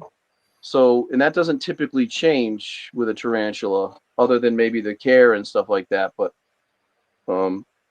it's interesting how you can like learn all this from these books, and then like the only thing you end up taking away is something about like environmental stuff and, you know, like what it's like where they live and shit, you know. But you wouldn't know if you weren't actively seeking the new information. And it's harder. It gets harder and harder to find that information now. Is what I'm seeing. At this point with Opposed to books, I'd rather have it and not need it than need it and not have it. So, I would agree with that. Especially with this harder to find stuff. Yep. Yeah. I try to collect all these books in different books can languages. sit on a shelf and be fine, even if I never crack them open. You know. Yep. Books I in agree with Dutch that. and like Vogel spinning. I think I had to have them. You know, like when you need the information out of it, you can translate it. But there's not much in those books. What I'm trying to get at out of all this is there's not much in these books that like isn't like already known in the community. So it's like very intriguing, very interesting for me, and trying to like, just, like it's like the world's waiting for like the next chapter of keeping, like for the world, like even the UK, like there's nobody produced a. Imagine if the UK came together and wrote a book on breeding. That shit would be just one good book that was just species to species to species, no bullshit in between. Just this is what we know today. Mm-hmm. Understanding that it might be wrong tomorrow, but this is where we're at now, and publish it, you know. So I think that'd be fucking cool. If anybody's looking to write a bunch of stuff, but I couldn't imagine the monumental task that would take. It's organizing that. Holy shit! Like Yeah, I even can tell something you like that. that. Like I've been wanting to write a rhino rat book for probably a year or two now, and at some point I'm like, I'm gonna start it, and I'm like, the amount of work involved, You know what I think it is? The amount of work involved in the time, effort, money to bring it to fruition of publishing outweighs the gain that you would get, unless you're doing it for the gain of knowledge. right. Because then you're pretty much just spending money to make it happen. But from what I've seen, and the reason why a lot of these spider books don't get published any more than their first edition, the first prints, is because they didn't sell that. Yeah, they didn't make any money. They only bought it by niche keepers, which is small then, and is finally starting to come, and there's starting to become millions of us, opposed to when I was keeping as a child, it was thousands. You know, there was only a handful of them are still around today. You know, a lot of them you just never hear of or talk to again. Some of them were very influential in me liking spiders. One of them being a YouTube dude, that Tarantula guy, 1976 or whatever. You guys ever watched him? Is that Rob C? Yeah, yeah. He does like keto and health stuff now or whatever. But man, I used to like look forward to watching that, and that was like really before anything was anything. Like YouTube was really like one of the first platforms where you could like share your shit with people on that level. Who was their first spider heroes, guys? Let's hear this. First, not necessarily heroes, but people that like you remember when you were first getting into it a long time ago, you were watching, and like that was the one you're like, wow, it's cool. Like a lot of people for it is like, you know, Dave Fisher, who's an OG, good dude. John 3800. I haven't gotten into it I haven't been into it for that long. So like I listened to Tom Moran for a little bit, and then I just started hanging out with you. He's very educational guy. He puts like the school book to it.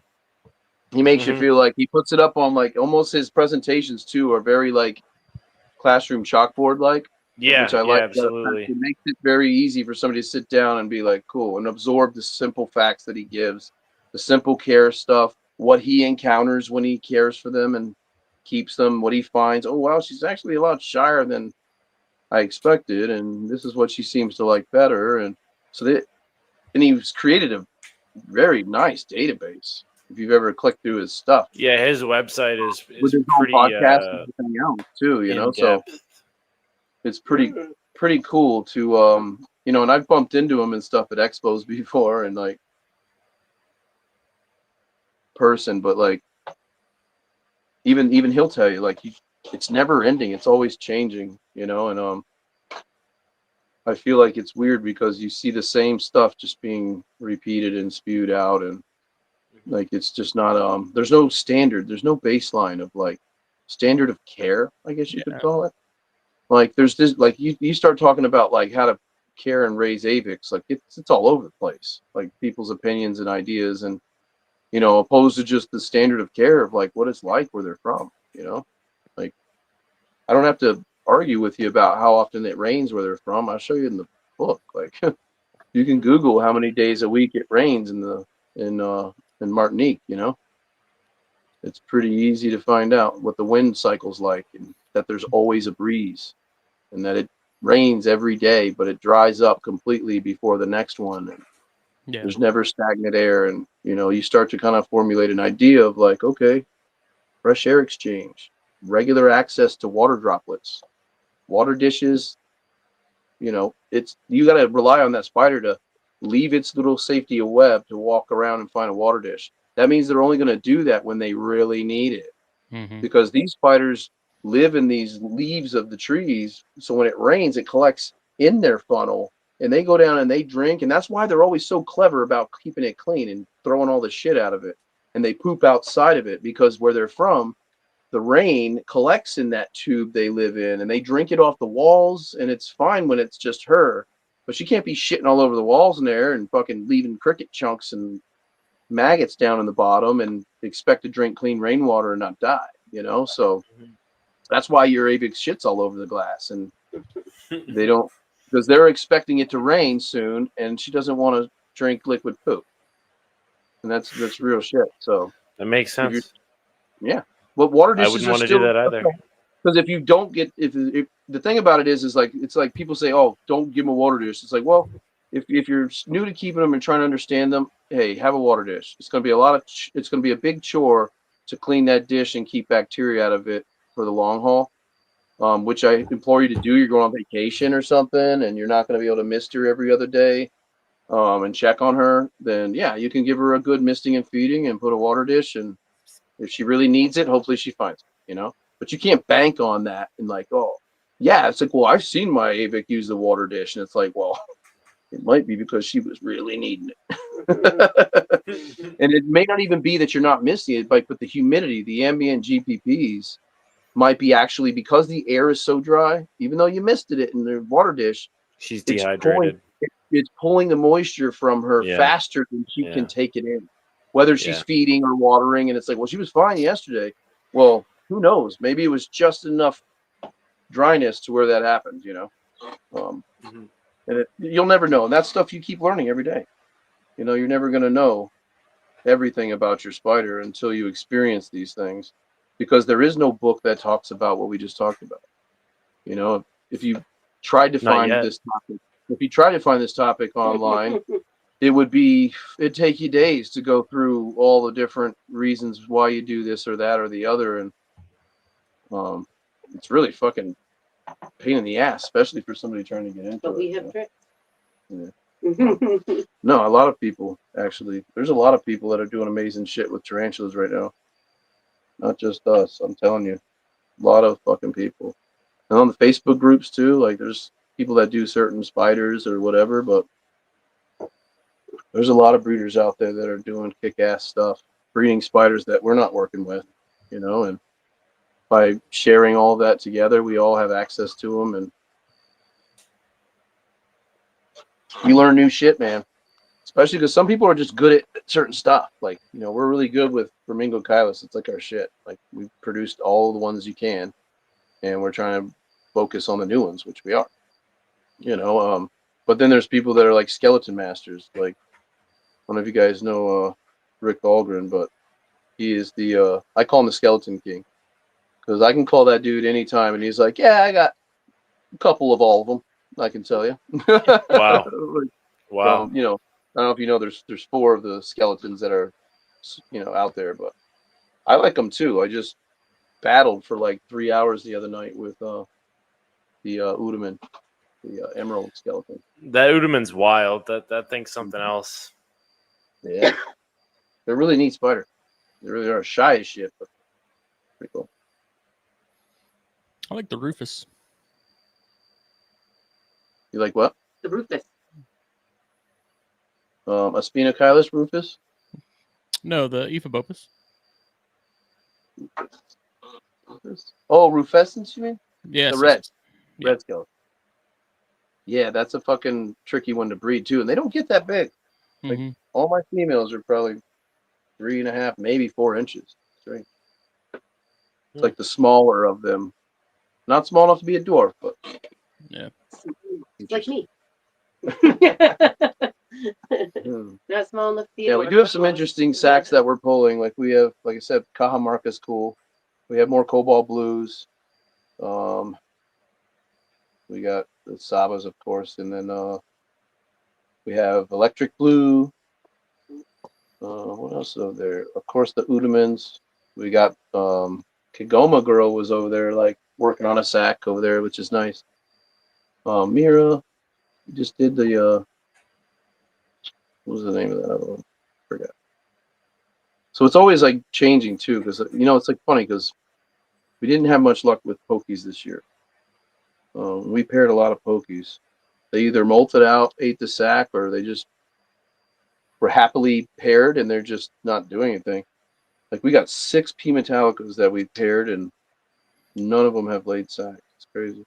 We had one that was like barely any good, and we were able to rescue like 6 or 8 of them, I think. And then we had Regalis and What was the last one you just like had? one Vitata, and everything else has just been. So it's like, you know, You just had a battle. once again, important to cycle them and know that part and dial that in better. But also, sometimes they just take a fucking year off, man. yeah. Like, these big girls are just like, Anytime. yeah. and they don't molt till the very next year. Sometimes they'll molt twice. Remember I was telling you, like sometimes they'll just randomly, happily pair and then molt like you would think they'd lay a sack of molt or two later. Nope, they just molt it out. Don't give a shit. Not doing it. Is it something we're doing? Is it the same thing I was referring back to with the behavioral thing of breeding a female over 10 generations in captivity? Does that start to imprint or play over into the young? Like start to where they become more docile after 9 times being bred in the Underdark. Her offspring start to like no longer need to be as defensive or as shy or burrow because there's no need, you know? And I'm fascinated to dig into that more because I'm starting to, you know, from what we're finding, like You've seen that, you think? I'm seeing my females decline. I'm seeing their amount of egg sac numbers, and whether it be the males that we're getting, because when I first started breeding some of my females, these males were wild caught. You know, like there was very few people breeding them, so they were all kind of coming in that way. And now there's a lot of cobalt blues produced. To give you an example, there's still wild caughts, but you know, over time, me breeding my cobalt blue female 8 years in a row, like, you know, and her offspring, and she still breeds and stuff. It's just harder to do it. She'll skip a year. Like when I first started breeding her, it was like bing, bing, bing, you know, and then it's like now it's like every other year. So it's like, okay, cool, I'll get another female. So you have what I call backup 1, 2, or 3, and then you have a young female that's on deck. Sometimes they just die, like Phil's. Like shit happens. We did that shit to the book. We even discussed it many times on what he's doing and how. There's a bad moment. Like like a great example, like beautiful P Metallica girl that's here. Gorgeous. A friend of mine, Booney, Boomsta, his Gabe the Babe. big ass P Mat girl is here for the pairings that we're doing. Like I said, we paired a bunch this year, and she just wasn't quite ready, so we decided to leave her. My kitchen was like perfect pokey weather at the time. And she molted, and she lost multiple legs. And one of them's not right that she and the other one's kind of like, and she's been perfectly happy, perfectly healthy. Like nothing wrong with her at all. She's gorgeous. Not doing anything I'm doing different with any of my other ones, and they're all doing great. We got, just like I said, 6 of them are gravid with huge butts, and it's like we're going on. Some of them going on like 9 months, and they've already been cycled like I've always done. And that's what I'm wondering. It's like, are we force breeding them when they didn't want to, and that contributes to like internal issues or problems? Like maybe Murinus don't pair every fucking season just because she molted. You got to let her like molt again and show that she's receptive and be ready or whatever. But like how does that work in the wild? Because like talking with people that actually study them in the wild, especially at phonopelmas and stuff, you'll see that the male runs are different. Like you will have some that's like kind of like cicadas. Give you a layman's term example. Like you'll have seasons like every 8 years where there's just a fucking ton of them, and then you'll have years where there's very, very few. You know, and the numbers kind of based on the weather. And we go 3 years of just very droughty year, very little males that season. The females almost like maybe they're just like, we're not gonna breed. Maybe I'll just eat the male and just not do shit. At least I'm pretty fat and happy in a droughty season. When the food comes to you, got to take advantage. Yeah. So I'm starting to think too that like sometimes when they show that behavior, like they just don't want to do it. Like just let her go. Like get another female, you know, or something of that nature. And we've had better luck doing the cycle effect where you have 3 females. Or you have a friend, like for instance, Cobalt Blue with Phil, and we get a male in, and I'm gonna breed that one girl that I paired just now. Like she just molted. Like I'm not gonna breed her. I'll wait till this time next year, and she doesn't molt again. She just gets to chill, you know, because Phil's got a female that was ready. We paired her. Boom, done. You know, so you still have access to the pairings of Cobalt Blues, which I think is probably better strategy than trying to have all your own females and breeding. By splitting it up and collaborating, and we're all sharing this male, it spreads the genetics. And then I get another male in, and we pair them again, pairing your female more than once. You know, they say 2 pairings. Try to do it with a different male, and you get a lot more positive results. I find That's if you have interesting. that ability, like pairing a GBB female, letting her eat one because he was dying anyway. If she pairs with him, great. Then let her eat him because he's gonna die anyway. He's not even walking right. You know, not eating anymore. Then pair her with a good male. She should still be receptive. Blah blah blah. Pair her again, and then try her again because you got other females, so you still need males coming in, right? And it's like, cool, that other girl's waiting for her to molt. She's not quite ready yet. Fuck it, let's pair that girl again and see. And she's just slapping at him. She just wants nothing to do with him. Good sign that she's gravid. She got what she wanted, you know. And you get a lot much better results too, which makes the project itself more expensive because you got to acquire said males. Mm-hmm. But if you do it as teamwork and you take the male, you pair him, cool, you protect him, and you send him on, you know what I mean? The old one will eventually land at one of the breeders, and that's their cannon fodder, you know? And you try to land it to where the person who has a female that's kind of aggressive and trying to eat the boys, let's try to land it to where that male that's been used 5 times starts there at Chris's house. You know what I mean? Chris is probably just going to mow him, which is great because then the secondary semi-fresh male's coming in behind him, and then, oh shit, she paired with him. Great. Or she tried to eat him too. Fuck. Then we're going to put a fresh male in there. And by then, she's already like, wow, the males are starting to roll. It's breeding season. Mm-hmm. And hopefully, if your conditioning and your cycling is right, she will be receptive. As long as she's tapping, you got it. So. Well, we are almost at 4 hours. That's impressive. And man. I just did this. We did good. Becky's over there like. No, I just was like, I think Yeah, dude. Bedtime. How do people get a hold of you best now? That Discord. Hold of. Yeah. So come to the Discord. I think I'm not mistaken. I think the Discord that we have it is so it's invite only. I think it is. You can message me and I'll send you. So I think it's kind of just because we just don't want like people who have like Trolls. fake accounts joining in like this chaos. I don't want to bring Facebook there. So just reach out to one of us. Like I have a YouTube as well. You can message me on that. If you have a Palm Street account, you can message me on Palm Street. You can message Phil, Justin, Becky, anybody else that knows Dritz and be like, hey, how do I get in touch with them? And they'll share a link if they have it or not. I've shared it to like tons of people. Yeah. So absolutely. It's just, I'm just intentionally just trying to, not because I don't want to be on Facebook. Anybody can find me. It's just, I'm not going to give them the chance to have that power over what we're trying to do again. Yeah. Yank that shit out from under you and all that hard work. And that don't sucks. blame you there. So, but yeah, you can totally find us.